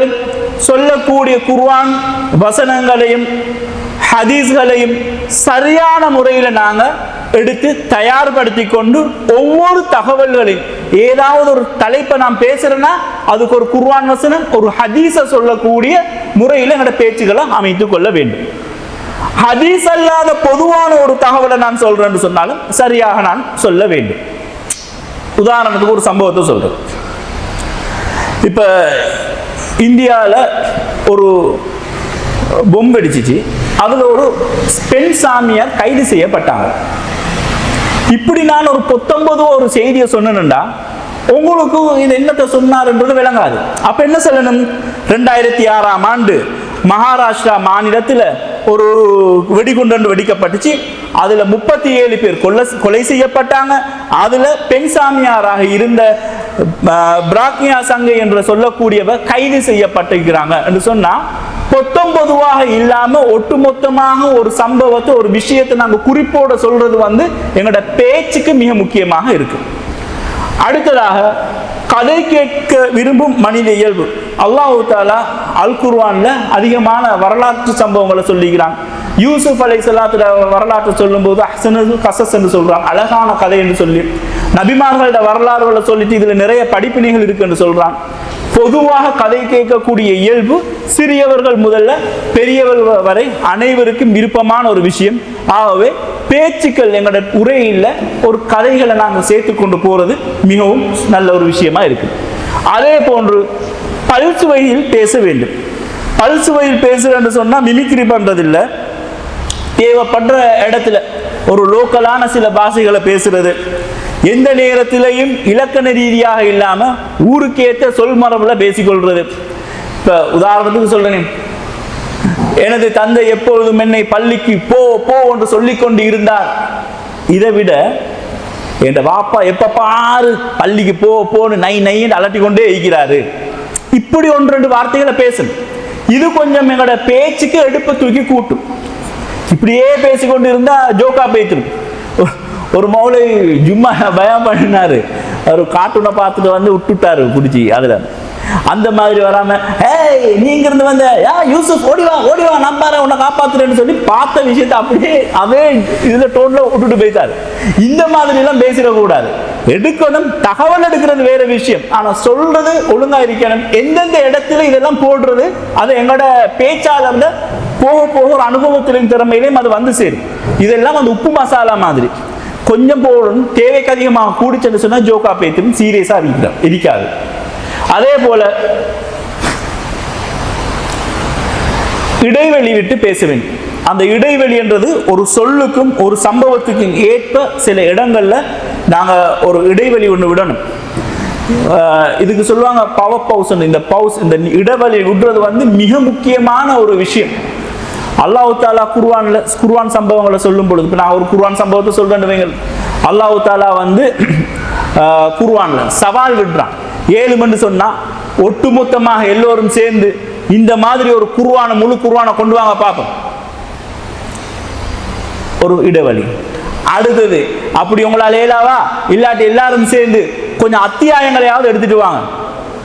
அதுவும் மேலாக ஒரு அத்தியாயத்தையாவது எடுத்துட்டு வாங்கன்னு சொல்லி அல் குர்ஆன் சொல்லக்கூடிய இந்த விஷயங்களுக்கு இடையில சின்ன சின்ன சின்ன சின்ன ஒரு இடைவெளி விடுறதுக்கு தானே அது எங்களோட பேச்சின தரத்தை கொஞ்சம் கூட்டும். எல்லாத்தையும் கடன்னு சொல்லிட்டு போறதை விட ஒவ்வொரு சென்டென்ஸுக்கும் அந்த பந்திக்கும் தேவைக்கு ஏற்ப ஒரு சிறு இடைவெளி, சின்ன ஒரு பவுஸ், அது எங்களோட பேச்சு அழகாக்கும். அதே போல சிந்தனையை தூண்டும் விதமான எதிர்வாதங்களை வைத்து பேச வேண்டும். பேச போகல சிந்தனையை தூண்டக்கூடிய எதிர்வாதங்களை வச்சு பேசணும். கொஞ்ச காலமா ஜுப்ப உடுத்தவன் எல்லாமே தீவிரவாதி, தாடி வச்சவன் எல்லாமே தீவிரவாதி. இந்த மாதிரி பார்க்கக்கூடிய ஒரு நிலைமை காணப்பட்டுச்சு. சரி, ஜுப்ப உடுத்தவன் எல்லாம் தீவிரவாதி என்றா SWRD பண்டாரநாயக்கவ 1959 ஆண்டு செப்டம்பர் மாதம் 25 கொலை செஞ்சது யார்? ஒரு பிக்கு, ஒரு பௌத்த பிக்கு, சோமரத்ன சொல்லக்கூடிய ஒரு பிக்கு. அவரோட சாலைக்குள்ளுக்கு ஒரு துப்பாக்கியை கொண்டு வந்து சுட்டு கொண்டாரு. அப்ப இந்த சம்பவத்தை சொல்லி அப்ப நீங்களும் தீவிரவாதம், இதுவும் தீவிரவாதம் தான். மனுஷன்ல எல்லாரும் இருப்பாங்க, தீவிரவாத சிந்தனை கொண்ட எல்லா சமூகத்திலும் எல்லாரும் இருப்பாங்க. அதுக்கு ஒட்டுமொத்த சமூகத்தை நாங்க சொல்லிட்டு போக கூடாது. இப்படி சில விஷயங்களை சொல்லணும், எதிர்வாதங்களை வைக்கணும். இங்கேயும் இருக்கிறான் தான், இப்படி எல்லாம் நடக்குதான் என்று சொல்லக்கூடிய சில பாயிண்ட்ஸ் நாங்க சொல்லிக்கொண்டு போக வேண்டும். அடுத்தது, பழமொழிக்கு தனியான ஒரு மதிப்பு இருக்குது. பேச்சுல ஸ்பீச் பண்ணும் பொழுது எங்களுடைய ஸ்பீச்சுக்கு நடுவில் இடைக்கிற பழமொழிகளை சொல்லி கொண்டு போறதுல ஒரு மவுஸ் ஒன்று இருக்குது. ஆனா அந்த பழமொழியை சொல்லும் பொழுது கவனித்துக் கொள்ள வேண்டும், இஸ்லாத்துக்கு இந்த பழமொழி சரியா போகுதான்னு சொல்லி. பட்ட காலிலே படும் கெட்ட குடியே கெடும்னு சொல்லி ஒரு பழமொழி. இப்படி என்ன அர்த்தம்? அடிப்பட்டவன் அடிபட்டு கொண்டே தான் இருப்பான், கஷ்டம் வந்து கொண்டே தான் இருக்கும். ஆனா இஸ்லாமிய அடிப்படையில் இந்த பழமொழியை பார்த்தோம்னு சொன்னா இது அப்படி இஸ்லாம் இல்லை, இஸ்லாம் அப்படி சொல்லல. ஏன்னா துன்பத்துக்கு பிறகு இன்பம் இருக்குன்னு சொல்லுது இஸ்லாம். பிரச்சனைகளும் கஷ்டங்களும் மனுஷனுக்கு மாறி மாறி வரக்கூடியது, இந்த மாதிரி இருக்கக்கூடியது. அப்ப பழமொழி சொல்றோம்னு சொல்லி இஸ்லாத்துக்கு விரோதமான சில பழமொழிகளை சொல்லக்கூடாது. அவங்களோட பிரமத தெய்வங்களோட பெயர்கள் வரக்கூடிய மாதிரி பழமொழிகள் சொல்லக்கூடாது. கூடுதலாக இந்த திருக்குறளை வச்சு திருக்குறள் எல்லாம் சொல்லி ஸ்பீச்சுவல்ல பயான்ல கூடுதலாக அடுக்கி கொண்டு போகக்கூடாது. இதெல்லாம் ஒரு தரத்தை எங்களுக்கு ஏற்படுத்தக்கூடியது. அதே நேரம் அரபுல இப்படி ஒரு பழமொழி இருக்குதுன்னு சொல்லி அந்த பழமொழியை அரபுல சொல்றது, ஆங்கிலத்தில் இப்படி ஒரு பழமொழி இப்படியும் சொல்வார்கள். இப்ப நான் ஆரம்பத்தில் சொன்னேன், the first impression is best impression னு சொல்லி இப்படி ஒரு பழமொழி ஒரு விஷயத்தை சொல்லிட்டு நாங்க சொல்லும் பொழுது எங்களுடைய ஸ்பீச்சுக்கு கூடுதலான ஒரு அட்ராக்டிவ் காணப்படும். அதே போல விஷயங்கள் சொல்லும் பொழுது நீதிமன்ற தீர்ப்புகள், நீதிபதிகள் சொன்ன விஷயங்கள், தகவல்களை சொல்லி எங்களுடைய பேச்சுக்களுக்கு பாயிண்ட்ஸா நாங்க சொல்லுவோம்னு சொன்னா அது மிகவும் சிறப்பாயிருக்கும். இலங்கை வரலாற்றில் உயர் நீதிமன்றத்தால இந்த நாட்டு பங்களோட ஆகிறதுக்கு காரணம் யாருன்றத நீதிமன்றத்தால் அறிவிச்சாங்க. யாரு? ராஜபக்ச குடும்பம் என்று அறிவிச்சு வச்சிருக்கு. அப்ப இந்த மாதிரி நீதிமன்ற தீர்ப்புகள் எல்லாம் இருக்கும் பொழுது மத்தாக்களை பிடிச்சி அவன் கல்லன் இவன் கல்லன் என்று சொல்லி சரி வருமா? சரி வராது.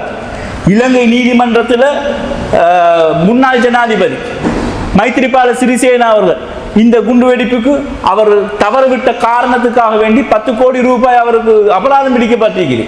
இந்த தீர்ப்புகள் எல்லாத்தையும் சொல்லணும். அப்ப செஞ்ச பிழையெல்லாம் நீங்க குற்றத்தை சுமக்க வேண்டியது நாங்களா? அப்ப நீதிமன்ற தீர்ப்புகளை சொல்லி நாங்க பேசும் பொழுது எங்களோட பேச்சு ஹைலைட்டாக எடுபடக்கூடும். அதே போல புதுமொழிகள் ஒன்று ரெண்டு பயன்படுத்தி எங்களோட ஸ்பீச்சை பண்றது கொஞ்சம் நல்லா இருக்கு. என்ன புதுமொழி? பழமொழி இல்லை, ஊர் வழக்கத்துல சில விஷயங்களை சொல்லுவாங்க. பேச்சில் அவர் சுல்தான், செய்யற விஷயம் எல்லாம் ஷைத்தான் சொல்லி இந்த மாதிரி சில விஷயங்கள் இருக்குது. இது பேச போக ஒன்று ரெண்டு பாவிக்கணும், ஒட்டுமொத்தமா பாவிச்சோம் என்று வைங்க அப்படியே அடிபட்டு பேசணும். அதே மாதிரி படத்துல வர ஜோக்குகள் அது இதுகள் எல்லாத்தையும் சொல்லி நாங்க பேசுற விஷயத்தை அப்படியே சீரியஸே இல்லாம ஆக்கி பாக்குறோம், பாப்பா என்னடா இது சினிமா பாணியிலே போகுதுன்னு சொல்லி அப்படியெல்லாம் சொல்லிடக்கூடாது. சில ஸ்பீச் அப்படியே போகும்போது ஒன்று ரெண்டு வார்த்தைகள் வந்துடும், கவனமாக அதெல்லாம் பார்த்து பேசணும். அதே போல ஒப்பிட்டு பேசுறது சிறந்த ஒரு விஷயமாக. என்ன இந்த ஒப்பிட்டு பேசுறேன்னு சொன்னா, ஒரு செய்தியை சொல்லும் பொழுது நாங்க மற்ற விஷயத்தோட ஒப்பிட்டு சின்ன ஒரு கம்பேர் பண்ணி பேசலாம். இந்த பேச்சு சிறப்பாக இருக்கும். எங்களோட பேச்சு கொண்டு போகும் பொழுது என்ன ஒப்பிட்டு பேசுறது? சரி, அக்ரஹாரம் என்று சொல்ற இடம் உங்களுக்கு தெரியும், பிராமணர்கள் வசிக்கக்கூடிய இடம். அந்த பிராமணர்கள் வசிக்கக்கூடிய அந்த தெருவுல நாய் போகும், ஒன்றும் சொல்ல மாட்டான். ஆடு மாடுகள் போகும், அதெல்லாம் ஒன்றும் சொல்ல மாட்டான். ஆனா ஒரு மனுஷனை போறது கூட மாட்டாங்க. ஏன்னா அவன் பிறப்பால் சூத்திரன், பிறப்பால் ஜாதி குறைந்தவன்.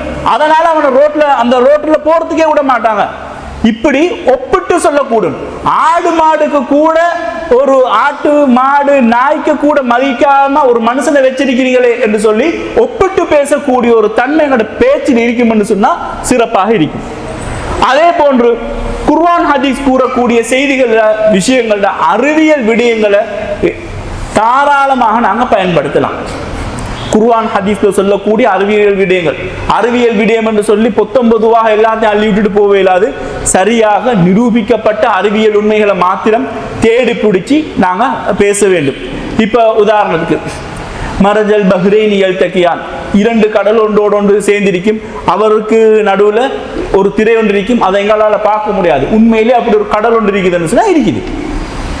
அப்ப அந்த அரபிக்கடலும் சேரக்கூடிய அந்த கடல்கள் 2 இடத்துல 2 வேற வேற நிறம், சுவையில ஒன்றோட ஒன்று வித்தியாசமாகிது. இது அல்லாஹ் தஆலா 1400 வருடங்களுக்கு முன்னால சொன்னது. நபி ஸல்லல்லாஹு அலைஹி வஸல்லம் அவங்க எந்தவித கடல் பயணமும் போயே இல்லை. அவருடைய வாழ்க்கையில கடல்ல பயணமே செய்யாத நபி ஸல்லல்லாஹு அலைஹி வஸல்லம் அவங்களுக்கு எப்படி இது தெரிய வந்துச்சு என்று சொன்னா, இது அல்லாஹ்வால அருளப்பட்டது, அதால தெரிய வந்தது என்ற விஷயங்களை பார்க்கலாம்.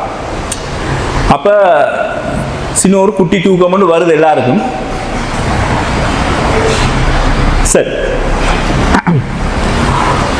அடுத்தது புள்ளி விவரங்களை சொல்லணும்.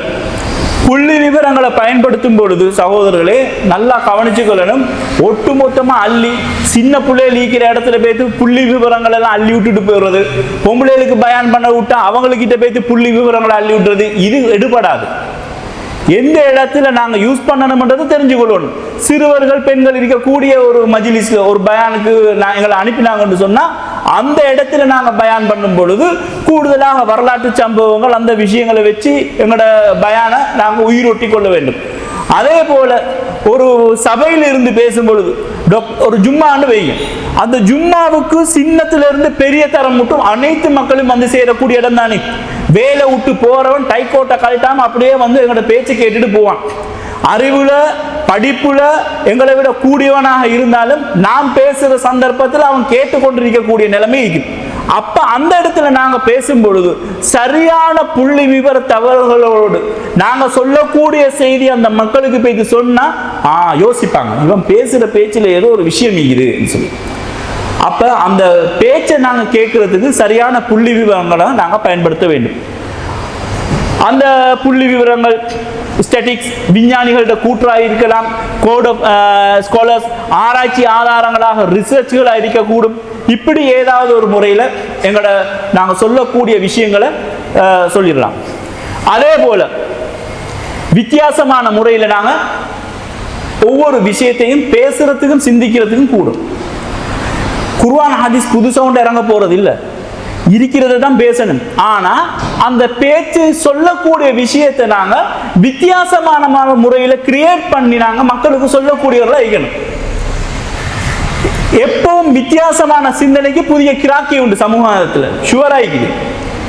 ஒரே விஷயம் தான், ஆனா அவன் வித்தியாசமா செய்வான்னு சொன்னா அதுக்கு கொஞ்சம் கூடுதலான விஷயம் இருக்குது. நிறைய பேர் பார்ப்பாங்க, நீங்க இந்த ஆக்ராக்களை பாருங்க, சட்டியை தூக்கி போடுறான், நெருப்பு பத்த வைக்கிறான், மேலுக்கு சாப்பாடு பெல்ட் அடிச்சு கொண்டு திருப்பி அதே தட்டில் விழுவுது.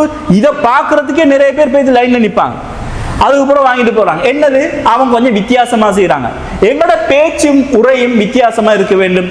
இன்னொரோடு அப்படியே ஒப்பிட்டு தட்ட தழுவி அப்படியே போறது நல்லது இல்லை. அதே போல அதிகம் கேள்விப்படாத ஹதீஸ்களை பயன்படுத்துறது எங்களோட பேச்சுக்கு இன்னும் அழகா இருக்கும். எங்களோட ஒரே விஷயத்துல 2-3 ஹதீஸ் வந்துச்சுன்னா நாங்க பாவிக்கக்கூடிய ஹதீஸை மற்ற கேட்காத ஹதீஸ்களை கொஞ்சம் கூடுதலாக சொன்னோம் என்று சொன்னா கேட்கிறாக்களுக்கு கொஞ்சம் புதிய விஷயமா இருக்கணும். அதே போல பேசும்பொழுது எப்போ துணிச்சலாக உறுதியாக பேசுறது எங்களோட நம்பிக்கையை அது அதிகரிக்கும். எவ்வளவு நேரம் இருக்கிறார் எனக்கு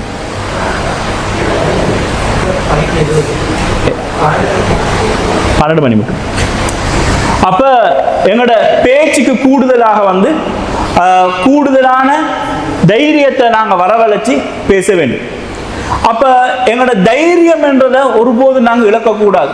நிறைய பேர் விடுற இடம் அதுதான். ஜும்மாக்கு ஏறுறதுக்கு பயம், தைரியம் இல்லை. சின்ன ஒரு 5 நிமிஷம் ஒரு பயான தர்றது தைரியம் இல்லை. முதலாவது உங்களோட துணிச்சலை நீங்க கொண்டு வாங்க.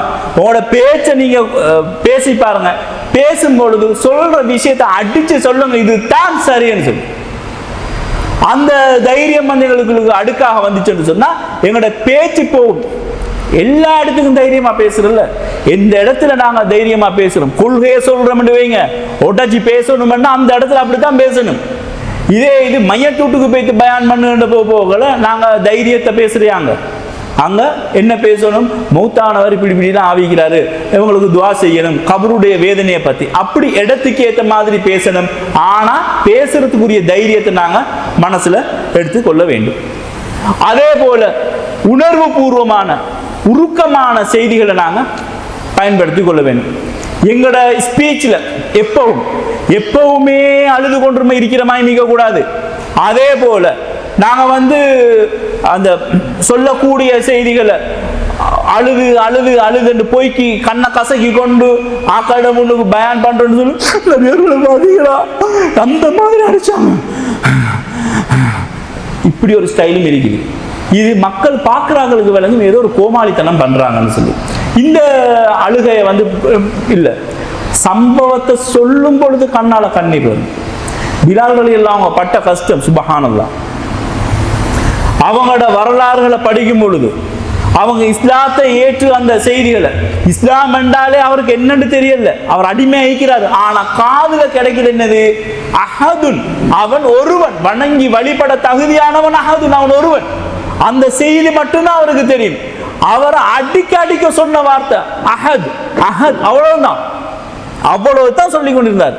அதுக்காகவே அடிச்சாங்க, நெருப்பு அந்த சுடுமணல்ல போட்டாங்க, அவங்களோட மேல கல்லாள்ளி வச்சாங்க, அவரை எலும்பேலாத அளவுக்கு மேல் முழுக்க காயங்களாக இருந்தது. இது அவங்க அடிப்பட்ட செய்தி. இந்த செய்தியை சிரிச்சு கொண்டு சொல்லலுமா? ஏலாது. அப்ப உருக்கமான செய்தியை உருக்கமாக தான் சொல்லணும்.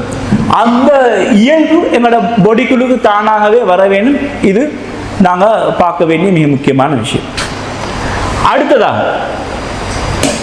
ஆச்சரியமான செய்திகளை நாங்க பயன்படுத்த வேண்டும். எங்களுடைய ஸ்பீச்ல எப்பவும் புதிய புதிய தகவல்களை கொண்டு வந்து சேர்க்க வேண்டும். உலகத்துல எல்லா உயிரினங்களும் பெண் பால், அதாவது பெண் உயிரினங்கள் தான் கருவை சுமக்கும். ஒரே ஒரு உயிரினத்தை தவிர அந்த கடல் குதிரை, கடல் இருக்கு சின்ன குதிரை மாதிரி கடல் குதிரை, அதுல ஆம்பளை தான் கரு சுமப்பாரு. பெண் என்ன செய்யும், அதுல முட்டையை எடுத்து வாயால இவரோட வாயுகளுக்கு அனுப்புவாங்க. இவர் அவரோட உடலுக்குள்ளுக்கு கருமுட்டைகளை சுமந்து அவர் தான் கருவில் இருப்பார் ஆம்பளை. அதுக்கு பிறகு குட்டி போடுற வேலையில் அங்கால நடக்கும் ப்ரொசஸ் எல்லாம். அப்போ ஒரு புதிய ஒரு தகவலை நாங்கள் சொல்லும் பொழுது கேட்பவர்கள் புதுசாக விஷயத்தை கேட்பாங்க. இப்படி எக்கச்சக்கமான செய்திகள் இருக்குது. அப்போ நாங்கள் நடைபெறக்கூடிய உல்டா புல்டா எல்லாம் முட்டு போறது இல்லை, பொய்யெல்லாம் சொல்லிட்டு போறது இல்லை. தெரியுதானே, புதிய தகவல் சொல்றேன், சம்பவத்தை சொல்றேன், நீங்க ஆளை பிடிச்சிக்கோ. இலங்கைக்கு வந்தாராம். இலங்கைக்கு வந்து பார்த்தா ஜப்னால ஒரு தீவில் அமர்ந்து கொண்டிருக்க போகல, பெண்ணாம்பெரிய ஒருத்தன் ஒரு பரிசில போறானா, இப்படி இப்படி இப்படி போட்டு. என்னடா பரிசிலன்னு பார்த்தா பெண்ணாம்பெரிய ஆமை ஓடா, பெரிய ஒரு ஆமை ஓடா. சரியா, அவ்வளவு பெரிய ஒரு ஆமை இலங்கையில் இருந்துச்சா, அதை சுட்டு கொடுத்தையாம், அவர் திண்டாராம். யாரு, தலைவன் தம்பி. விளங்கிட்டா? இந்த மாதிரி பொய்யெல்லாம் சொல்லக்கூடாது, அறிவியல் விஷயம் சொல்றோம்னு சொல்லிட்டு பெரிய இல்லாத பொல்லாதெல்லாம் சொல்லக்கூடாது. சரி, அவ்வளவு பெரிய ஆமையோட எடுத்துக்கொண்டு போறது அது சாத்தியமான சில விஷயங்கள் இருக்கணும். பேசும் பொழுது வாய்க்கு வாரதெல்லாம் அடிச்சுட்டு போகக்கூடாது, தகவலை ரெடி பண்ணிட்டு போகணும். விளங்கிச்சுதான் யாரும் சொல்றாண்டு? சரி, அவர்தான். அப்ப பேச போக்குல பொய்ய சொல்லி கொண்டு போக கூடாது, வாய்க்கு வாரதில் அடிச்சுட்டு போக கூடாது, எல்லாம் தெரியும் என்று தெரிஞ்சு பேசக்கூடாது. ஆனா கேட்கிறவன் எல்லாம் கேளையனும் இல்லையே, ஏன்னா கேட்கிறதெல்லாம் கேளையனும் இல்லை. சொல்ற விஷயத்தை சரியா சொல்லிட்டு போகணும். இதுக்குதான் சொல்லுவாங்க, சொல்றது எல்லாத்தையும் நம்பிட்டு போனா எலி வந்து ஏரோப்ளேன் ஓட்டிட்டு போன கதையா பேசிருக்கு. அது இல்லை, நாங்க சொல்ற அறிவியல் விஷயமான தகவல்கள் உறுதிப்படுத்தக்கூடியதாக இருக்க வேண்டும் என்பதை நாங்க தெரிஞ்சுக்கொள்ளணும். அதே போல நகைச்சுவை உணர்வும் வந்து தவறான ஒரு விஷயம் இல்லை உரைகள்ல. ஒட்டுமொத்தமா எங்களோட ஸ்பீச்சை இறுக்கமாக அப்படியே கொண்டு போகக்கூடாது. அந்த ஸ்பீச்சில் நகைச்சுவை உணர்வுகளை சேர்த்து கொண்டு போகலாம். ஆனால் இப்படித்தானே சில இடம் இருக்குது, இடம் பொருள் லேவல்ன்றது முக்கியம். ஜும்மால இருந்து கொண்டு நகைச்சுவை உணர்வோட பயன் பண்ணி கொண்டு போயிட்டு ஜும்மா விட்டு கீழே இறங்கினா ஆக்கள் அதை மிச்சம் விரும்ப மாட்டாங்க. அப்ப அதே மாதிரி மையத்தூட்டில் ஒரு பயானுக்கு போற நேரம் அப்படி சரி வருமா? அது வராது.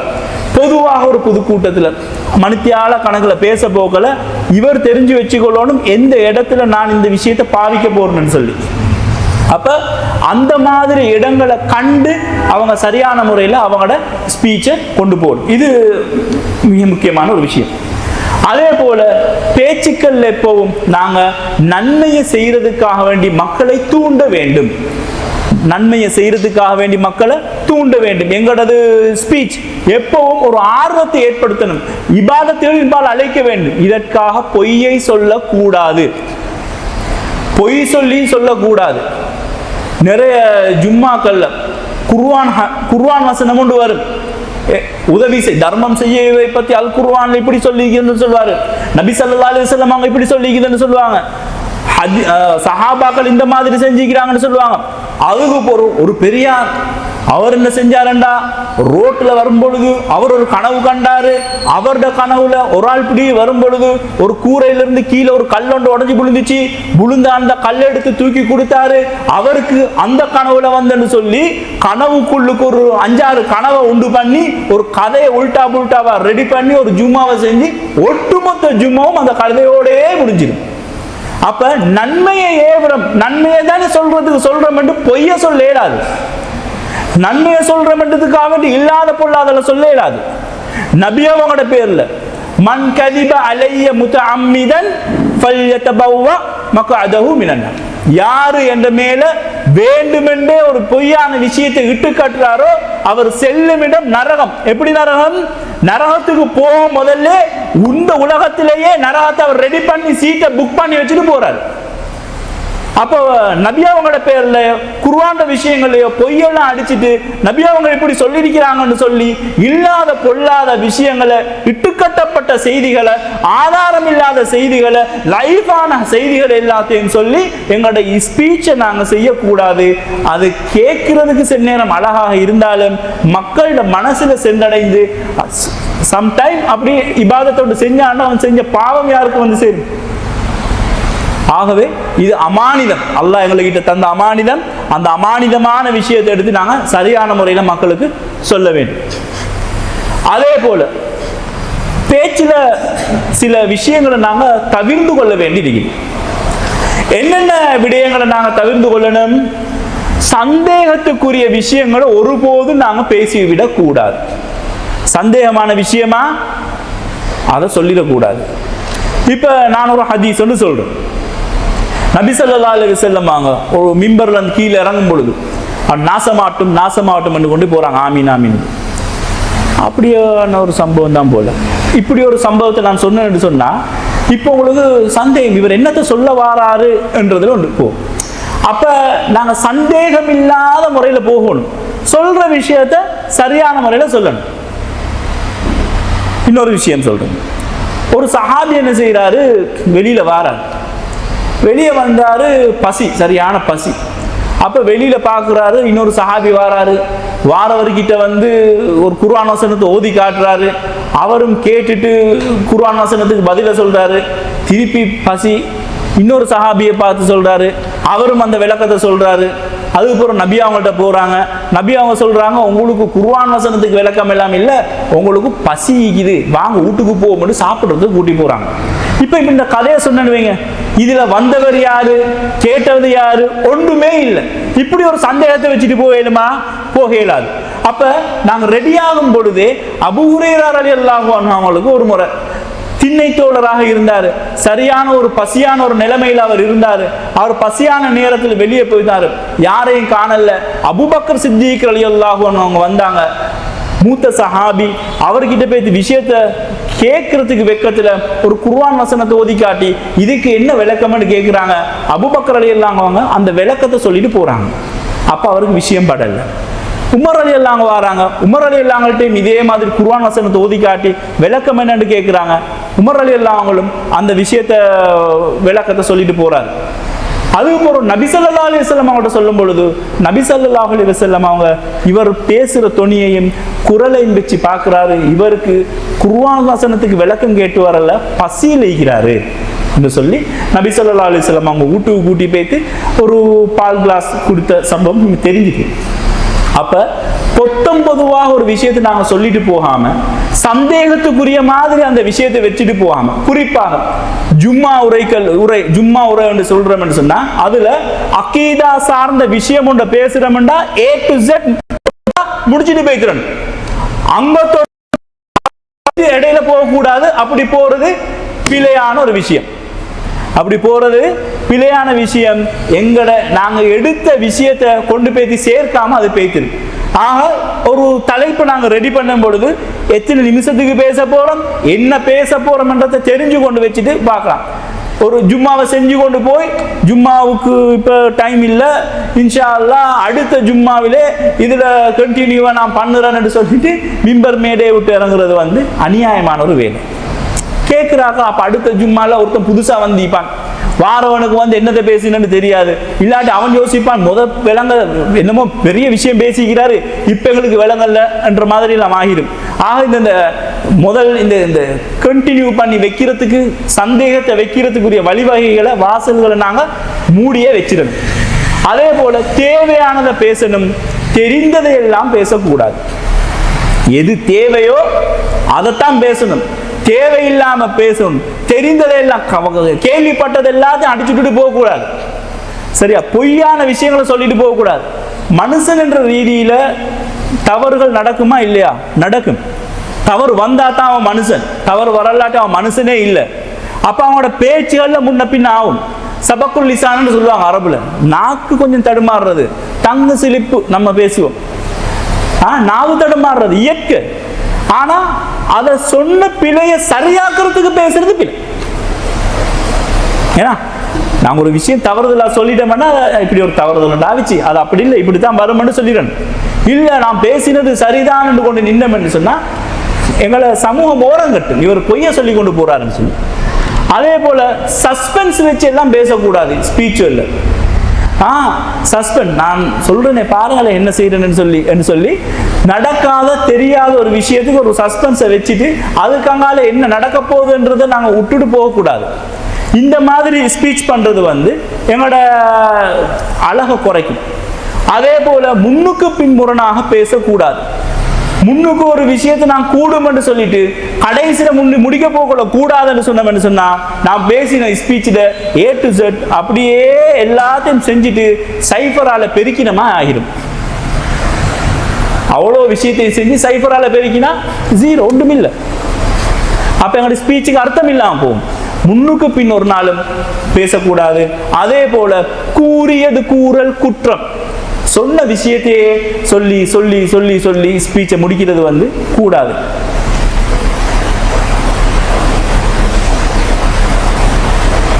அதே போல சில சேட்டைகள் இதெல்லாம் நாங்கள் தவிர்த்து கொள்றது நல்ல. கையில் ஒன்றை வச்சு கொண்டு அதை ஆட்டிக்கொண்டு குடஞ்சி கொண்டு பேசுறது, இப்படி என்றது, இந்த மாதிரி செய்யறது, ஒரு தாழ் துண்டை கசக்குறது, இப்படி பேசுறது பார்க்குறாக்களுக்கு சரியில்லை. சில நேரம் சிலாக்கள் இப்படி பொக்கெட்டில் கையை வச்சு கொண்டு இப்படி பேசுவாங்க. அது அழகில்லை. சில ஸ்டைல்ஸி பாடி லாங்குவேஜ் நல்ல மில்ல அது செய்கிறது. அடிக்கடி ஏதாவது ஒரு வார்த்தையை திருப்பி திருப்பி சொல்றது, அன்பர்கள் என்றது இயற்கையாக வரக்கூடும், தவிர்த்து கொள்வது நல்ல. என்னண்டா இந்த ஸ்பீக் பண்ண போக்கில் பாடி லாங்குவேஜ் இருக்குது. ஒரு மனுஷன் பேசும் பொழுது தலையை சொரிஞ்சு கொண்டு இப்படி பேசினானம்டா பேச வந்த விஷயம் அவருக்கு ஏதோ கொஞ்சம் மறந்துட்டு பேசி கொண்டிருக்கிறான். கான்ஃபிடென்ட்டா பேசிட்டான்டா இவன் சொல்ல வந்த விஷயத்தை சரியா ஏதோ சொல்லி கொண்டு போறான்னு சொல்லி. சிலாக்கள் பேச போகல இப்படி எண்டுவாங்க, முகத்தை மறைச்சு இப்படி எண்டுவாங்க. இந்த முகம் மறைச்சு இப்படி பேசி இப்படி என்னண்டா இதெல்லாம் இப்படி பேசுறது என்னன்னா அவங்க பேச வந்த விஷயத்த மறந்து சும்மா வெக்கத்தை காட்டிக்கொள்ளாம இந்த மாதிரி முகம் மறைக்கிறது என்றெல்லாம் மீகுது. ஆக எங்களோட பாடி லாங்குவேஜ் மிக முக்கியம். அதை நாங்கள் சரியாக வச்சுக்கொள்ளணும். கை கால் அசைவுகள் இடத்துக்கு ஏற்ற மாதிரி தேவைப்படணும், தேவைக்கு ஏற்ற மாதிரி இருக்கணும். முடிய சரிகிறது, மூக்க கிண்டுறது, இப்படி இப்படி இப்படி செஞ்சு கொள்வது, துப்புறது, இதெல்லாமே வந்து அழகில்லாமல் இருக்கும். இறுக்கமான ஆடைகளை உடலை கையை வைத்துக்கொள்ளவும் கூடாது. உடலை வந்து ஆடையில் ஆடைக்குமே பார்த்தோம், உடலை நாங்கள் இறுக்கமாக வச்சுக்கொள்ளாரு. எப்போ நாங்கள் எங்களை ரிலாக்ஸ் பண்ணி வச்சுக்கொள்ளணும். டைட்டான மாதிரி நாங்கள் உணர்ந்து கொள்ளக்கூடாது. பேச வேண்டிய இடத்துல கை கால் அசைக்கிறதா இருக்கட்டும், எங்களோட உடல் அங்க அசைவுகளாக இருக்கட்டும், அதெல்லாத்தையும் நாங்கள் ரிலாக்ஸாக வச்சுக்கொள்ள வேண்டும். ஆடைகளை தலைமுடிகளை அடிக்கடி சரி செய்வதும் கொள்ள, அதுவும் இல்லை. சில ஷர்ட் போட்டுலாம் கலட்டிட்டு திருப்பி பூட்டுறாக்கள் இருக்குது. பேச போகல அப்படி செய்வாங்க, ஷர்ட் போட்டு கழட்டுறாங்க, திருப்பி அப்படி மூடுவாங்க. தொலை போகல நீங்கள் சஃபில் பார்த்துப்பீங்க, இப்படி இப்படி செய்கிறார்கள், இப்படி இப்படி செய்கிறார்கள். என்னது அதெல்லாம் அந்த எங்கே நிற்கிறோம்ன்றது கூட தெரியாமல் இருக்கக்கூடியவர்கள். அப்போ அந்த மாதிரிலாம் செய்கிறது வந்து பிழையான ஒரு விஷயம். அதே போல் பேச்சில் டைம் மேனேஜ்மெண்ட் மிக முக்கியம். ஜும்மாவுடைய நேரம் இவ்வளவுன்னு சொன்னால் அவ்வளோதான். சில நேரங்கள் உங்களுக்கு அறிவிப்பாங்க, ஜும்மாவுடைய தினத்தில் ஓலெவல் எக்ஸாம் நடக்க போகுது, ஓலெவல் எக்ஸாமில் அன்றைக்கு சயின்ஸ் பாடம்னு சொன்னால் 1 மணி 1:30க்கு ஸ்டார்ட் பண்ண போகிறாங்கன்னு சொன்னால், அப்போ நேரத்தோடு ஜும்மாவை முடித்து பிள்ளைகள் தின்னுட்டு எக்ஸாமுக்கு போகிற மாதிரி குறிப்புகள் எடுத்து குயிக்காக ஜும்மாவை முடித்து அனுப்புறதுக்கு மாதிரி நாங்கள் ஜும்மாவை ரெடி பண்ணணும். அதை அந்த கால நேரத்தில் ஜமியத்துல் உலமாவில் ஏனைய இஸ்லாமிய சபைகளால் அறிவிப்பாங்க, இந்த டைமில் நீங்கள் இப்படி செஞ்சுக்கோங்கன்னு சொல்லி. அப்போ அதுக்கேற்ற மாதிரி இருக்கணும். ஜும்மாவுக்கு வார நிறைய பேர் வந்து அந்த 1 ஹவருக்கு திருப்பி போகிறதுக்கு மாதிரி தான் டைம் எடுத்து வருவாங்க லஞ்சுக்கு. அப்போ அந்த டைம் எல்லாத்தையும் செட் பண்ணி வார நேரம் நாங்கள் பிடிக்கக்கூடிய 5 நிமிஷமோ 10 நிமிஷமோ அவங்களுக்கு பிரச்சனை ஆகிச்சுன்னு சொன்னால் திருப்பி அவங்க எங்களை நாடி வர மாட்டாங்க, அந்த இடத்துக்கு ஜும்மாவுக்கு வர மாட்டாங்க. இவன் சரியான டைமுக்கு முடிக்கிறான்னு சொல்லி கம்ப்ளைண்ட் பண்ணுவாங்க. அது வந்து கூடாது. அதே போல் எங்களோட பேச்சுகளில் ஸ்பீச் நடக்கும் பொழுது சில குதர்க்கவாதிகள் இருப்பாங்க. இது ஒரு சுவாரஸ்யமான விஷயமா இருக்கும். நாங்கள் பேசும்பொழுது எழுப்பி கொண்டு கத்த ஸ்டார்ட் பண்ணுவான், அல்லது குறுக்கிடுறதுல ஒரு ஆள் பேச போகல அவரை நொய்ஸ் அதை குறுக்கிடுறதுல திருப்பி திருப்பி பேச விடாம 4-5 வார்த்தையில கேட்டுக்கொண்டு கரைச்சல் தருவாங்க. இந்த மாதிரி குதர்க்கவாதிகளை சமாளிக்கிறதும் பேச்சுக்கலையில மிக முக்கியமான ஒரு விஷயம். எப்படி சமாளிக்கிறது? நிலைக்குலைய வேண்டாம். எங்களுடைய ஸ்பீச்சில் எவனாவது எழுப்பி கேள்வி கேட்டுட்டான்னு சொன்னா நாங்க தடமாறிடக்கூடாது, நாங்க ஸ்டடியா இருந்துடணும். நான் ஸ்டடியா தான் இருக்கிறேன். என்னது கேள்வி கேட்டுட்டாரு, தம்பி உசேர் அழகான ஒரு கேள்வி ஒன்று கேட்டாரு, அதுக்கு விளக்கம் இதுதான் என்று சொல்லி எங்களுடைய ஸ்பீச்சை நாங்கள் தொடர்ந்து பேசிக்கொண்டே இருக்கணும். நாங்கள் தடமாறினம், எங்களுடைய ஸ்பீச் முடிஞ்சிடும். இந்த குதர்க்கவாதிகளை சமாளிக்கிறதுக்கு நிறைய விஷயங்கள் இப்படி போகும். சரி, அடுத்தது சில ஆட்கள் இருப்பாங்க ஸ்பீச்சில் ஆடியன்ஸா அவங்களுக்கு தெரிஞ்சதை காட்டிக்கொள்றதுக்காக வேண்டி, இல்லையே இப்படி ஒரு விஷயம் ஈக்குதே, நீங்க சொன்னது இப்படிமா ஈக்குதேன்னு சொல்லி எங்களை நிலக்குலைய வைப்பாங்க. அதே போல நான் இந்த மாதிரி படிச்சுட்டு வந்திருக்கிறேன், இப்படி செஞ்சுக்கிறேன்னு சொல்லி அவங்கள பத்தி ஒரு சுய விளம்பரம் செஞ்சு தம்பட்டம் அடிக்கக்கூடியவர்கள் எங்களுடைய ஸ்பீச்சை குலைக்கிறதுக்காக சில கேள்விகள் கேட்டா என்ன செய்யறது, எப்படி அந்த இடத்தை சமாளிக்கிறது என்றா, முதலாவது ஸ்ரீதேவி ஒரு அழகான ஒரு விஷயத்தை சொன்னாரு. அவர் சொன்ன விஷயங்கள் எல்லாத்தையும் நாங்கள் பார்க்க போகல, அது சரியான ஒரு விஷயமா தான் எங்களுக்கு படுது. ஜஸாக்கல்லாஹ் ஹைர், நீங்க சொன்னதுக்கு சரியா. இனி ஸ்பீச் ஸ்டார்ட். விளங்கிச்சா? சொன்ன விஷயத்தை வந்தமா, அவரை பாராட்டினமா, நீங்க சொன்ன விஷயம் சரி ராஜான்னு சொல்லி நிப்பாட்டிட்டு எங்களுடைய ஸ்பீச் அங்கால தொடர்ந்து பேத்து கொள்ள வேண்டியதுதான். நாங்க நிலைக்குலைய கூடாது. இந்த மாதிரி ஸ்பீச்சுவல் பண்ணும் இடங்கள்ல சில குதர்க்கவாதிகள் வருவாங்க, அதில் சமாளிக்கக்கூடிய விஷயமா அது. அடுத்தது நாங்க என்ன பேசினோம் அடிவால் புரியாம கேட்டுக்கொண்டு இருந்த விஷயத்தை விளங்காம, என்னாச்சார் நீங்க இப்படி பேசுறீங்க, இப்படி எல்லாம் பேசலுமா என்று சொல்லி வரும். அப்ப எங்களோட கருத்துக்கள் சொல்றது அவங்களுக்கு விளங்காம தவறான கருத்தொண்டை கொண்டு வந்து எங்களை நிலக்குலைய வைப்பாங்க. இப்படி நடந்திருக்குது. ஒரு இடத்துல ஒரு பிரபல்யமான ஒரு பாடசாலை மிகப்பெரிய ஒரு தவறொன்று செஞ்சாங்க. ஒரு ஊர்வலம் ஒன்று போக்கல ஒரு பெண்ணிட பேரை சொல்லி சொல்லி அந்த ஓவிய ஆமி என்று சொல்லி அந்த நேரம் பிக் பாஸ்ல வந்து சொல்லி அவ புகழ்ந்து கொண்டு போன நேரம் இதை கண்டித்து ஒரு உரை நிகழ்த்தப்பட்டது. அப்ப அந்த இடத்துல வந்து ஒரு பழைய மாணவர் அந்த பாடசாலையில இது எப்படி நீங்க ஸ்கூலை பத்தி இப்படி எல்லாம் பேசலாம்னு சொல்லுது.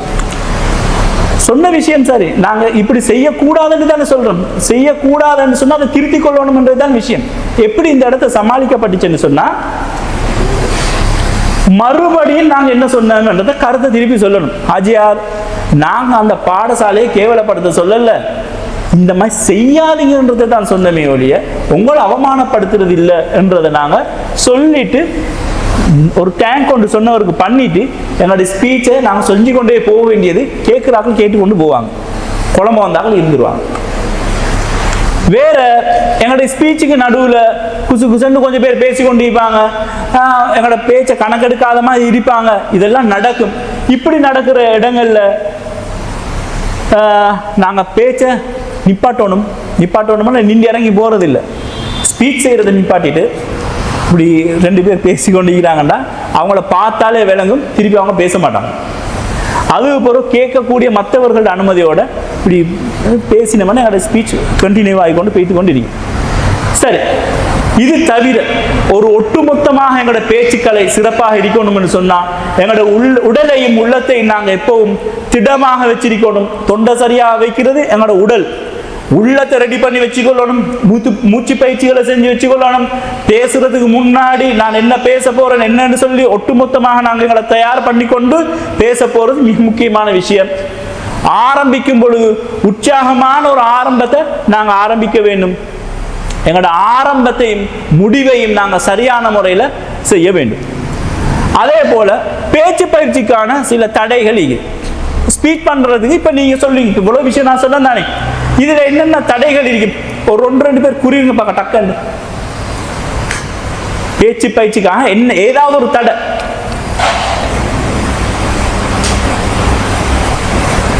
நீங்க விரும்பினதை எழுதிடுமா? நான் எல்ல போடல, விரும்பினதை எழுதுங்க.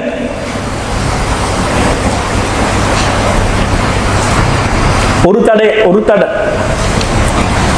2-3 எழுதுறாங்க, 2-3 எழுதிருங்க. குறிப்பெடுக்கிறதுக்கு பிட் போடுறது. அவங்க குறிப்பெடுக்காம டைமை பின்னுக்காக்கிட்டு குறிப்பெடுக்காம பேசி ஸ்பீச் பண்றது. இது பேச்சுக்குரிய மிகப்பெரிய ஒரு தடை. வேற மொழி, லாங்குவேஜ், வேற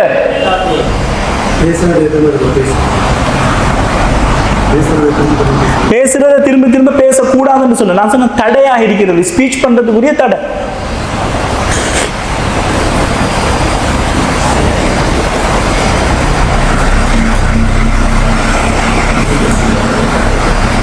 சொல்லுங்க. இல்ல பேச்சு ஒரு ஆள் ஸ்பீச் பண்றாருன்னு வைங்களே, அது தடை அமையுது அவருடைய ஸ்பீச்சுக்கு. இப்படி இந்த காரணத்தால எனக்கு பேச இல்லாம பயம். Very good. வேற பயம் சொன்னாங்க, குறிப்பெடுக்கிறதுக்கு பிட் போட்டு சோம்பேறித்தனம் சொன்னாங்க, அந்த மாதிரி கேட்கிறேன் நான். வேற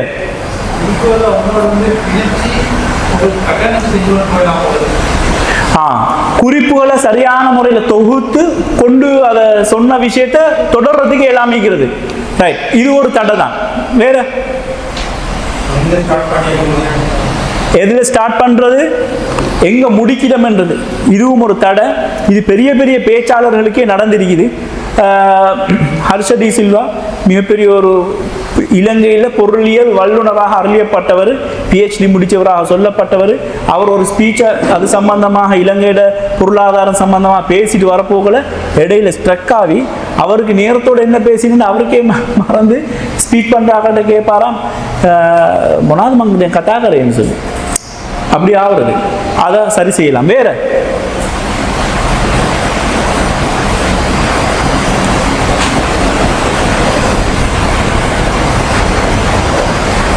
சரி சொல்லுங்க. கொண்டு ஹைசர் சரி, பேசுறதுக்கு உடல் அங்க வீனங்கள் தடை இல்லையா?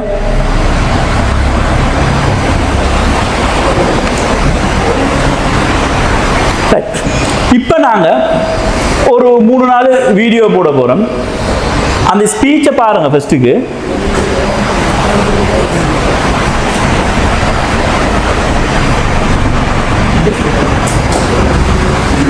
பென்ட்ரைவ் இல்லையா?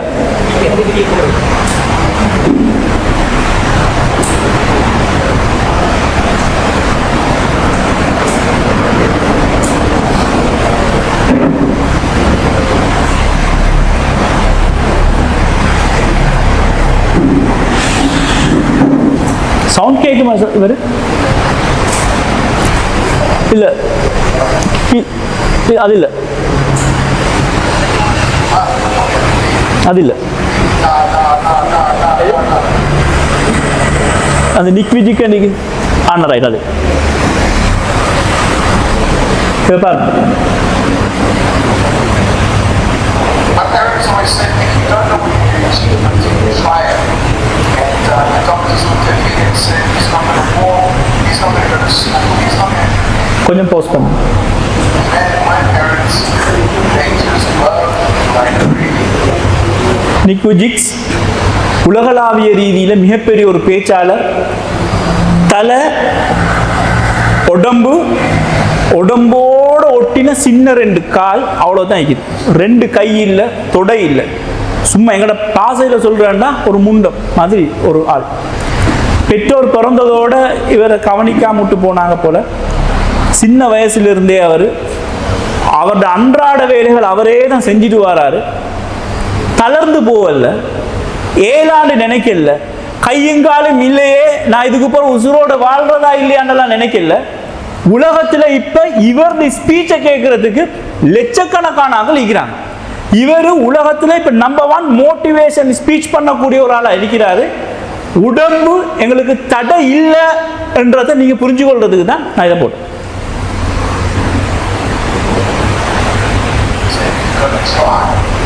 Try this, try that, try this, try that. I'm like, sometimes like, Mom and Dad, you're crazy, man. I have no arms, no legs.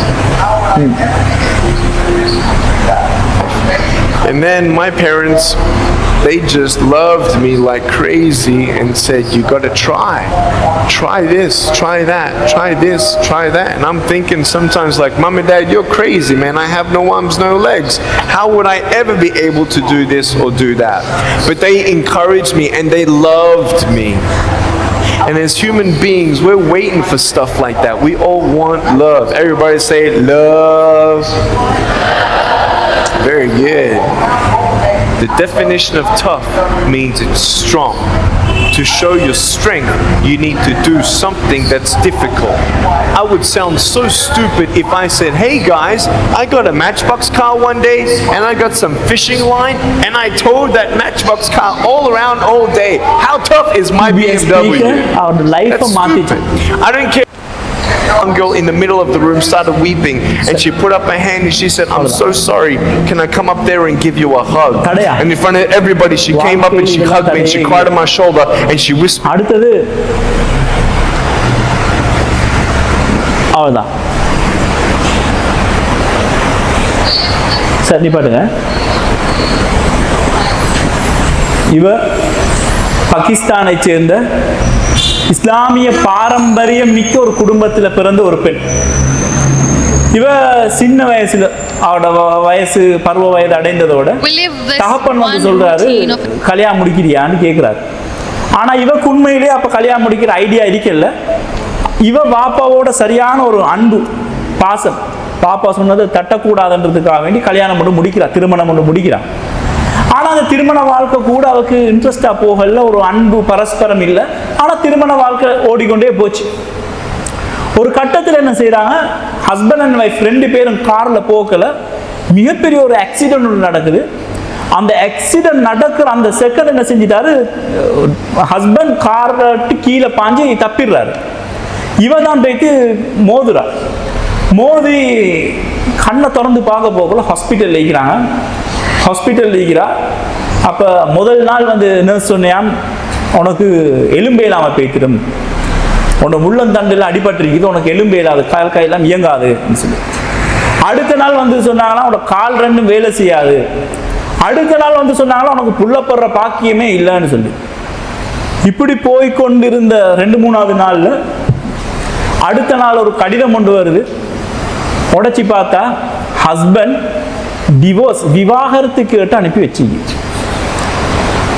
இவ எலும்பேலாது, கை ரெண்டும் வேலை செய்யாது, காலும் மேலாது, ஒரு குழந்தையை கூட பெற்றெடுத்துக் கொள்ள இயலாது, கணவனும் இல்லை, தற்கொலை செய்வ போவோம் என்று சொல்லி யோசிச்சாவாம். அப்போ அழுகுறாவாம், என்னண்டா தற்கொலை செய்ய போறேன்டாலும் நான் இன்னொரு இடத்துக்கு போகணும், எனக்கு அதுக்கும் மேலாதேன்னு. அப்ப ஏன் அல்லாஹ் இந்த உடலை வச்சுக்கிறான், எனக்கு ஏன் இந்த உயிரை மட்டும் மிச்சம் வச்சுக்கிறான் என்று யோசிக்க ஆரம்பிச்சாவாம். முதல் நாள் அவருக்கு நல்ல ஆர்டிஸ்ட், அவர் நல்ல வரையக்கூடியவர். முதலாவது சொன்னாவும் ஹாஸ்பிட்டலுக்கு வந்து அந்த ஹாஸ்பிட்டல்ல இந்த ரூம்ல கலரை மாத்துங்க, இதை பார்த்து பார்த்து மாசக்கணக்கு ஏலான்னு சொல்லி ரூம்ல கலரை மாத்தினியாம். வரையறதுக்குரிய சாமனை கேட்டாம், கையெடுத்து கொஞ்சம் கொஞ்சமா வரைய ஸ்டார்ட் பண்ணினாவாம். தூங்குற நேரத்தை தவிர மற்ற டைம் எல்லாம் ஆர்டிஸ்ட் வரைஞ்சு கொண்டே தான் இருந்தாவாம். நாட்கள் அப்படி போக போக போக போக அவ கொஞ்சம் கொஞ்சமா பேச்சு காலையில் ஸ்டார்ட் பண்ண.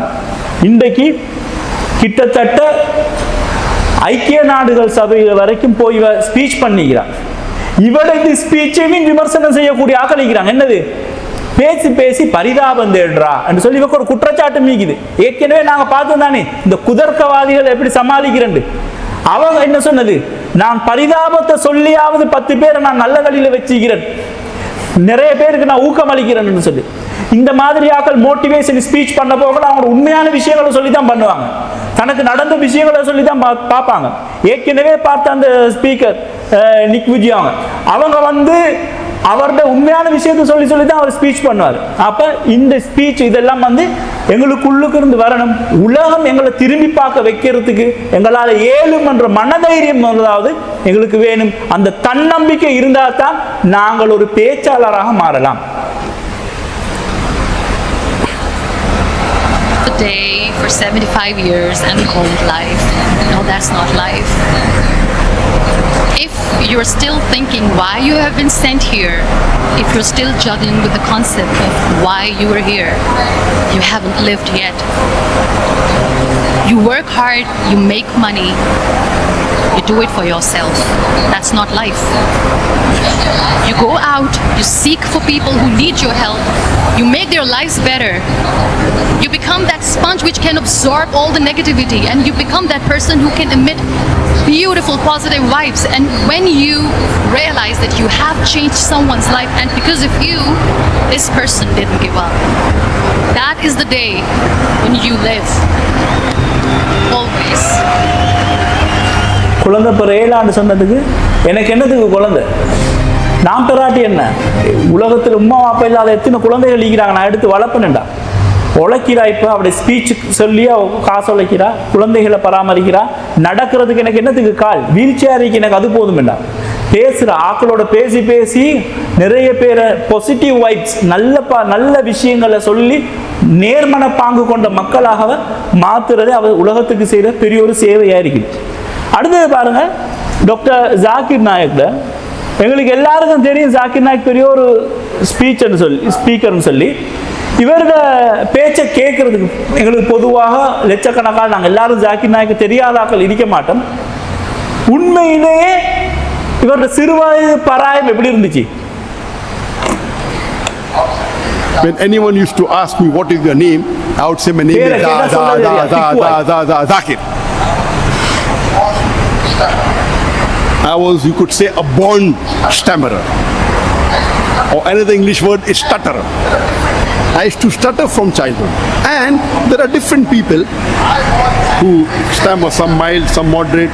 I was an excessive stammerer, so much so that whenever I used to reply, I used to even jump. So when someone asked me what is the name, my name is then Zakir. So until I did not jump, that keyword would not come out. And I remember many a time when I stood below the doorknob, because I was so young, and when I used to stammer and when I used to jump, I used to get a lump on my head. இந்த ஸ்பீச்சில் அப்படி தொடர்ந்து சொல்லுவார் நிறைய விஷயங்கள். பேரை சொன்னா ஜாகிர் அப்படிதான் சொல்லுவாராம். திக்குவாய் அடுத்தது இப்போ நிறைய பேர் கேட்டாங்க அதில் நீங்கள் குர்ஆனை ஃபுல்லாக பாடமாக்கிக்கிறீங்களாண்டு. இல்லைன்றாரு. அப்போ என்ன செஞ்சீங்க? படித்தேன், தேடினன், ஆர்வம், இஸ்லாத்தை சொல்லி கொண்டு போகணும் என்ற ஒரு வெறி, அதால் மக்கள் மத்தியில் கொண்டு போகணும்னு சொல்லி மிக சிறந்த உலகிலிருந்த பேச்சாளர்.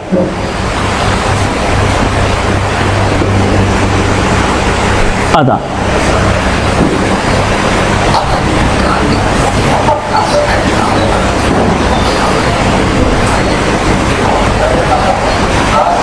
நிப்பாட்டுங்க.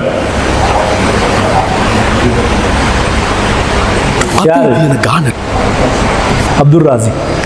நாங்கள் எங்களோட சமூகத்தில் கண்டு மிக முக்கியமாக இயங்கக்கூடிய நிறைய பேர் பார்த்து பயனடைந்த ஒரு நாடறிஞ்ச பேச்சாளர். நிறைய பேர் இவரை பற்றி நெகட்டிவ் வைப்ஸ், அப்படி மார்க்கத்தை இல்லாததை சொல்கிறாரு, உலகத்தை குழப்புறாரு அப்படின்றாலும், இந்த காலகட்டங்களில் இந்த பிரச்சனை நேரத்தில் ஒட்டுமொத்த ஆக்களும் ஓடி ஒளிஞ்ச டைமில் வெளியில் தைரியமாக நின்று சிங்களம், தமிழ், ஆங்கிலம் மும்மொழியிலையும் நாங்கள் தீவிரவாதிகள் அல்ல, இலங்கை முஸ்லீம்கள் ஒருபோதும் இதற்கு இந்த வேலையை செய்யக்கூடியவர்கள் அல்ல, 1-2 பேர் செஞ்சதுக்காக ஒட்டுமொத்த சமூகத்தையும் நீங்கள் குறிவைக்காதீர்கள் என்று சொன்னவர். நிறைய ஸ்பீச் அவரோடு இருந்து பயணித்ததில் பார்த்துக்கிறோம். ஆனால் பாராளுமன்றத்தில் ஒட்டுமொத்தமாக பார்லிமெண்ட்டில் இருக்கக்கூடிய மெம்பர் அவ்வளோ பேரும் இருந்து அனைத்து இனவாத ஊடகங்களும் லைவ்ல காட்டின இந்த ஸ்பீச் என்னதுன்னா, இவர் எங்கேயாவது ஒரு இடத்துல மாட்டுவார், மாட்டின இடத்துல நாங்கள் பிடிக்கலாம்னு சொல்லி இதுக்கு அவர் ரெடியாகி போன விதம் லேசான ஒரு விஷயம் இல்லை. மாச கணக்கில் ஃபைல் 20 லட்சம் ஃபைல், ஒவ்வொரு ஃபைலும் அட்டாட்டி இப்படி என்னத்தை கேட்டாலும் ஆதாரம் ஃபிங்கர் டிப்ஸில் வச்சுக்கொண்டு எழுத்து மூலம் கேட்டு கொடுப்பாங்க. ஒரு இடத்துல நீங்க கேட்பாங்க, உங்களுக்கு பிகாம் முடிச்சிக்கிறீங்க, ஸ்பெஷல் செஞ்சுக்கிறீங்க, வேலைக்கு போகலையாண்டா, அப்போ அந்த இடத்துல தூக்கினார் ஒரு அப்பாயின்மெண்ட் ஆர்டர் உண்டு. அதில் அந்த வந்த கவரை கூட பின் பண்ணி வச்சிருக்கீங்க அப்பாயின்மெண்ட் ஆர்டரில். நான் பிகாம் படிச்சிக்கிறேன், வேலை தாங்கண்டு எங்களோட மாண்புமிகு அமைச்சர் ரவுஃப் ஹக்கீம் அவங்கக்கிட்ட அப்ளிகேஷன் போட்டிருந்தேன். எனக்கு அவர் தந்தது இந்த கூட்டி பெருக்கிற ஆஃபீஸ் பாய் வேலை என்றதோட அணுகி இருந்த மற்ற அமைச்சர்மாரும் சிரிச்சாங்க. யாருக்கு பேர் என்ன தொழிலை கொடுத்தான்னு சொல்லி. அப்போ ஒரு அந்த அளவுக்கு டாக்குமெண்ட்டை ப்ரிப்பேர் பண்ணி இரவு பகலாக ரெடியாகி போய் செஞ்ச ஒரு விஷயம். இலங்கை முஸ்லீம்களில் மிக முக்கியமாக பாராட்டப்பட வேண்டியவர், மிக முக்கியமான பேச்சாளர் ஒருத்தர், நிறைய இடங்கள்ல இடத்துக்கு ஏற்ற மாதிரி பேசக்கூடியவர். බෞද්ධ ආගමේ බුදුවහන්සේ කියලා තියෙනවා. ඇයි මේ වගේ ආගමට අගෞරව කරන දේවල් කියන්නේ? සර් ඒක ඇත්තටම 2013 අවුරුද්දේ සිද්ධ වුණ දේශනයක්. ඒ කියන්නේ මම පොතක් නිර්මාංශ ප්‍රශ්නය කියන මේ පොත කිරිබත් කොට ඥානානන්ද ස්වාමීන් වහන්සේගේ පොත උපුටලා දැක්ුවා. සුප්පියා උපාසිකාවගේ කලව මාංශය ගිලන් වූ භික්ෂුවක් වැළඳූ කතාවක් මම ඉදිරිපත් කරනකොට ඒ ගිලන් වූ භික්ෂුව වෙනුවට බුදුරජාණන් වහන්සේගේ නම මට පැටලෙවීමකින් සිද්ධ වුණා. මේක මට ඒ කාලෙම මාසයක් ඇතුළත ප්‍රසිද්ධියේ මම සමාව අරගන්නවා කියලා. ඔබතුමා ISIS ප්‍රතික්ෂේප කරනවා. ඔව් සර්. මේ සුද්ධ වූ කුර්ආන් පරිවර්තනයේ සර් මම 2015 11 වෙනි මාස 8 වෙනිදා නිකුත් කරේ. මේකේ පැහැදිලිවම අවියායුධ සන්නද්ධ පුද්ගලයෝ ඉන්නවා නම් ඔවුන් ත්‍රස්තවාදීන් කියලා අපි කියලා තියෙනවා. මේකට වහබිසම් මෙහි තියෙනවා. මේ වගේ ඒ වගේ මුස්ලිම් පල්ලි කීයක් විතර තියෙනවා? තෞහීද් කියන්නේ එකම දෙවියන් ඇදහිීම. මේ සංකල්පය තෞහීද් කියන නමින් ශ්‍රී ලංකාවේ ප්‍රචලිත වෙනකොට අර මොහම්මද් ඉබ්නු අබ්දුල් වහාබ් කියන ඒ වියතානුනුත් මේ ප්‍රතිපත්තිය ප්‍රකාශ කරපු නිසා තෞහීද් කියන ඒ ප්‍රචාරය ගෙන යන අයට වහාම මේ ලේබල් කරණය ගැවුවා මුහුන් වහබ්වාදීන් කියලා. මෞලවීලා බොහොම ජ්‍යෙෂ්ඨ මුස්ලිම් කට්ටිය මේ වහබිසම් කියන වැරදි කියලා තියෙන මේක රටක අගුණයි අපේ සහජීවනයේ ප්‍රශ්නයක් කියන. නෑ ඒගොල්ලෝ වැරදි අර්ථකථනයක් ලබා දෙන්නේ. මුහුණු ආවරණය කියන්නේ නබිනායකතුමාණන්ගේ භාර්යාවන්ට පමණක් අදාළ නීතියක් කියලා අපි මේ පොතේම සඳහන් කරලා තියෙනවා. මේක වැරදි කියලා හුවා දක්වන්න අදහස් කරන්නේ උලමා සංවිධානය ඒ වගේම නැත්නම් දේශපාලන. ඔබතුමා දන්නවද මේ ආගමික වියතුන්ගේ සංවිධානයක් ලංකාවේ පවතින බව? ඒ ආගමික වියතුන්ගේ සංවිධානයට ඔබතුමාලා එකතු වෙලා ඉන්නවා? නෑ සර් අපි ආගමික වියතුන්ගේ සංවිධානයට අපි ඒකාබද්ධ වෙලා කටයුතු කරන්නේ නෑ සර්. කටයුතු කරොත් අපිත් අලල් සාතිකයට වග කියන්න වෙලා ඇති. එimhe එකතු වුණොත් අපිත් මුහුණු ආවරණයට වග කියන්න වෙනවා. ඒක අපේ නිකායික ප්‍රශ්නයක්. අරාබි භාෂාව අධ්‍යයනය කිරීම සහ ප්‍රවර්ධනය කිරීම ඔබතුමාලගේ සංවිධානය පිළිගන්නවා. බුද්ධ භාෂිතයට පාලි භාෂාව අවශ්‍ය වගේ වටහා ගන්න අපේ මූලික මේ ලේඛන වටහා ගන්න අපිට අරාබි භාෂාව වැදගත් ආගම වටහා ගන්නට ඍජු ලෙස. නමුත් අරාබි භාෂාව ඉගෙන ගන්න එකයි හැම නගරයකම ගමකම තියෙන පුවරු අරාබි භාෂාවෙන් දාන එකයි දෙක. සත්‍යාතීය සංවිධානයේ පිළිගත් இப்படி இந்த நிகழ்ச்சி ஒரு அழகான முறையில் போகும். நீங்கள் யூடியூப்லையும் பார்க்கலாம். அடுத்தது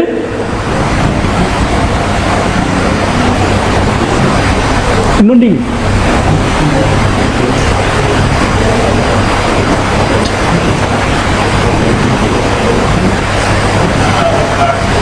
இது ஒரு கேள்வி பதில் நிகழ்ச்சியில் சகோதரர் பிஜே அவங்களை பற்றி சொன்னேன். ஏன் நான் இந்த சகோதரர் பிஜே அவர்கள் அறிஞர் அவர்கள் இந்த இடத்துல எடுத்துனேன்டா, தௌஹீத சொல்றதுக்கு 30-40 வருடங்களுக்கு மேலாக ஏகத்துவத்தில் புரட்சி செய்தவர், பேசுறது மக்களோட உள்ளத்துல போய் சேர்ந்து புரட்சியை உண்டு பண்ணுமென்று நான் ஆரம்பத்தில் உரையிட ஆரம்பத்தில் சொன்னேன். அது இவருடைய பேச்சால தமிழறிந்த மக்கள் அனைவரும் இவருடைய பேச்சும் ஒரு மிக முக்கிய காரணம் என்பதை யாராலும் மறுக்க இயலாது, யாரும் மறுக்கவும் மாட்டாங்க. தௌஹீத் கொள்கையை இருக்கக்கூடிய அனைவரும் இவருடைய பேச்சு தௌஹீத் வளர்ச்சிக்கு ஒரு மிக முக்கியமான காரணம் என்றதை யாரும் மறுக்க மாட்டாங்க. எவ்வளோ பெரிய விஷயம், நிறைய ஸ்பீச் பண்ணிக்கிறாரு, முஸ்லீம் அல்லாதவர்களுக்கு இஸ்லாத்தை பற்றி எத்தி வச்சுக்கிறாரு. ஏதாவது ஒரு பேச்சு நடக்கும் பொழுதும் அந்த பேச்சுக்கு எப்படி ரெடி ஆகுவார், எவ்வளவு வருத்தம் சோமில்லாமல் இருந்தாலும் ஒரு முறை ஸ்பீச் பண்ணும் பொழுது நெஞ்சால ரத்தம் கசிஞ்ச வரலாறும் நீக்கி, ஆனாலும் தான் கொண்ட குறிப்பை அப்படியே கொண்டு போய் பேசி முடித்தார். ஜாக்கிர் நாயக்குடைய ஸ்பீச்சில் அவரை பார்த்து ஒரு நாளைக்கு அவர் 3 அல்லது 4 மணித்தியாலங்கள் தூங்குவார். இவரும் அதே மாதிரி தான். ஒரு நாளைக்கு அவங்க தூங்குற டைம் 3 or 4 hours. அப்போ டாக்டர்ஸ் கம்பல் பண்ணி கொஞ்சம் நேரம் எடுத்து தூங்குங்கன்னு சொன்னாங்க. ஏன் மற்ற நேரம் எல்லாம் அவங்க இந்த ரிசர்ச்சில் ஆய்வுகளில் தேவைக்கு தேடல்களுக்கு தான் கூடுதலான டைம் ஒதுக்கினாங்க. இந்த ஸ்பீச்சை நீங்கள் பாருங்க என்ன சொல்றாங்க. 1 மாத காலமும் 29 நாட்களும் இந்த நேரலையின் மூலமாக நிறைய பேர் அதை நீங்கள் பார்வையாளராக வந்தீங்க. நீங்கள் பார்வையாளராக வந்ததன் மூலமாக என்னுடைய நன்மைகள் அதிகரிக்கும். ஏன்னா மார்க்கத்தை நான் சொல்றது எவ்வளோ பேர் கேட்டாங்களோ அதுக்கு தான் எனக்கு நன்மை. 2 பேர் கேட்டீங்கன்னா அந்த 2 பேருக்கும் நன்மை எனக்கு கிடைக்கும். நிறைய பேர் கேட்டீங்கன்னா நிறைய பேர் பயன்பட்டாங்கன்னா எனக்கு கேள்வி கேட்டீங்கன்னா நீங்கள் அதிகமாக அந்த கேள்வியை உடனே நான் சொல்ல மாட்டேன். ஏற்கனவே அதுக்கு பதில் சொல்லி இருந்தாலும் திருப்பி நான் அது ஒரு தரம் சொன்ன பதில் சரியான்னு தேடி பார்த்து தான் அதுக்கு நான் பதில் சொல்லுவேன் என்று சொல்றாரு. சோம் இல்லாமல் இருந்த நேரம் எனக்காக அதிகமாக துவா செய்யுங்கள் என்று சொல்லி அந்த ஸ்பீச்சை நடத்தி என்னுடைய நன்மை அதிகரிப்பதற்கு நீங்கள் எல்லாம் உதவி இருக்கிறீர்கள். 1. 2வது, இந்த கேள்வியின் மூலமாக ஒரு விஷயத்தை நீங்கள் தெரிந்து கொள்ள வேண்டும். நீங்க கேட்கிற கேள்விக்கெல்லாம் அந்த பதில் சொல்றோம்ல, இதெல்லாம் ஃபிங்கர் டிப்ல வச்சுக்கிட்டு சொல்றோம்னு கிடையாது. நீங்க சொன்ன பிறகு நாங்கள் படிக்கிறோம். நல்ல வழிங்க கேள்வி கேட்குறீங்கன்னா அந்த கேள்விக்கு ஏற்கனவே பதில் சொல்லி இருந்தாலும் அதை காப்பி பண்ணி சொல்ல மாட்டோம். புதுசாக கேட்டால் மறுவருக்கு தேடுவோம். நம்ம ஏற்கனவே சொன்ன சரிதானா, அந்த நேரத்தை நம்ம சொல்லிட்டோம், அதில் கவனக்குறைவை இதை விட்டுருக்கோமான்னு சொல்லி நாங்கள் படிப்பதற்கு இது வாய்ப்பு. நாங்களாம் இது படிக்கிறதுக்கு ஒரு வாய்ப்பாக தான் எடுத்துக்கிட்டோமே தவிர என்னமோ எல்லாம் விவரத்தை தெரிஞ்சு கொண்டு அப்படி போகிறோன்னு கிடையாது. அதுக்காக ஒரு 4 கூட அதுக்கு நீங்கள் கேள்வி கேட்டிங்கன்னா 1 நாள் கூட அதுக்கு வேலை செஞ்சுட்டு இருக்கோம். காற்றுலாம் நாங்கள் தூங்காமல் தான் உட்காந்து என்ன செய்யறது, தேடிக்கொண்டு ஒவ்வொரு கேள்விக்கும் பதிலை தேடுவோம். அப்போ நம்ம படிக்கிறதுக்கு நீங்கள் ஒரு உங்களுடைய நீங்கள் பார்வை துணையா இருக்குது. எனக்கு மெசேஜ் பண்ணினேன், அதாவது நான் வாரம் என்று சொல்லி மெசேஜ் பண்ணின ஒரு 5 பேர் எழுமுங்கள். 5 பேர் எழுமுங்க. எனக்கு ஒரு 5 பேர் மெசேஜ் பண்ணீங்க. ரைட். ஏழு ஸ்பீச் இப்போ நான் நடத்தின நிகழ்ச்சிக்கு 100க்கு எத்தனை மார்க்ஸ் என்று இந்த ஃபோனில் எனக்கு வாட்ஸ்அப் கிளிப் அனுப்புங்க.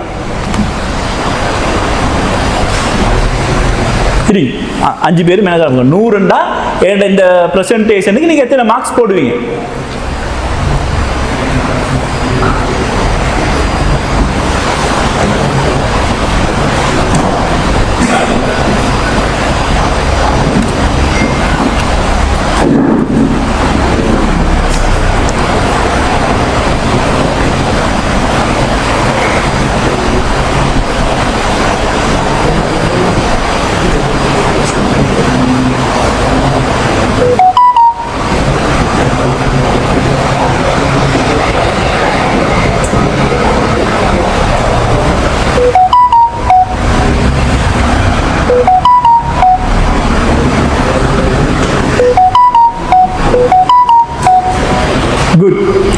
இப்போ உளவியல் என்ன சொல்றது தெரியுமா?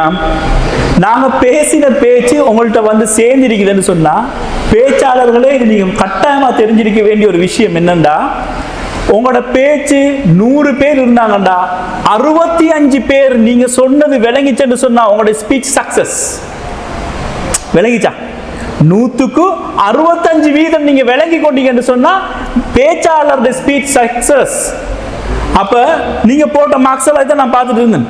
இப்ப நீங்க தந்த மார்க்ஸை வச்சு பார்க்க போகல எனக்கு விளக்கம். அப்ப எத்தனை பேர் இதுல வந்திருக்கீங்க? அப்ப நான் பேசின ஸ்பீச் சக்சஸா இருக்குது என்றதை அல்ஹம்துலில்லாஹ் நான் விளங்கிக் கொள்றேன். உங்களுக்கு நான் இதில் என்ன சொல்ல வரேன்டா, நீங்க பேசும் பொழுது கேட்ட எல்லாருமே எல்லாத்தையும் விளங்கணும் என்று கேட்டா அது ஏலாது. அப்படி ஒரு மனுஷன் இல்ல. நபிமார்களுக்கு அல்லாஹ் அந்த பண்பை கொடுக்கல. ஏன்னா சொன்ன எல்லாருமே ஏற்றுக்கொண்டாங்களா? இல்ல. சொன்ன எல்லாருக்குமே விளங்கிச்சா? இல்ல. ஆனா நாங்க சொல்றது 65% ஓகேன்னு சொன்னா உங்களோட ஸ்பீச் சக்சஸ் ஆகும். அன்பார்ந்த நண்பர்களே, இவ்வளவு நேரமும் பேச்சுக்கள் என்றால் என்ன, அதுல எது நாங்க சேர்த்துக் கொள்ளணும், எதை தவிர்த்து கொள்ளணும், என்னென்ன விஷயங்களை பார்க்கணும் என்று ஒட்டுமொத்தமாக ஒரு விஷயத்தை ஒன்று பார்த்தோம். சொன்ன விஷயங்களை தயார்படுத்திக்கோங்க. சோம்பேறித்தனங்களை விடுங்க, பதட்டத்தை விடுங்க, பயங்களை விடுங்க. நீங்க ஒரு பேச்சாளராக மாறி நாளை உங்களோட பேச்சுக்களை நாங்க கேட்கக்கூடிய பாக்கியத்தை அல்லாஹ் தஆலா தரணும். அதுக்கு அந்த வல்ல ரஹ்மான் எல்லோருக்கும் அருள் செய்யணும் என்று கூறி எனது உரையை முடித்துக் கொள்கிறேன். வாஹிர் தவானா அல்ஹம்துலில்லாஹி ரப்பில் ஆலமீன்.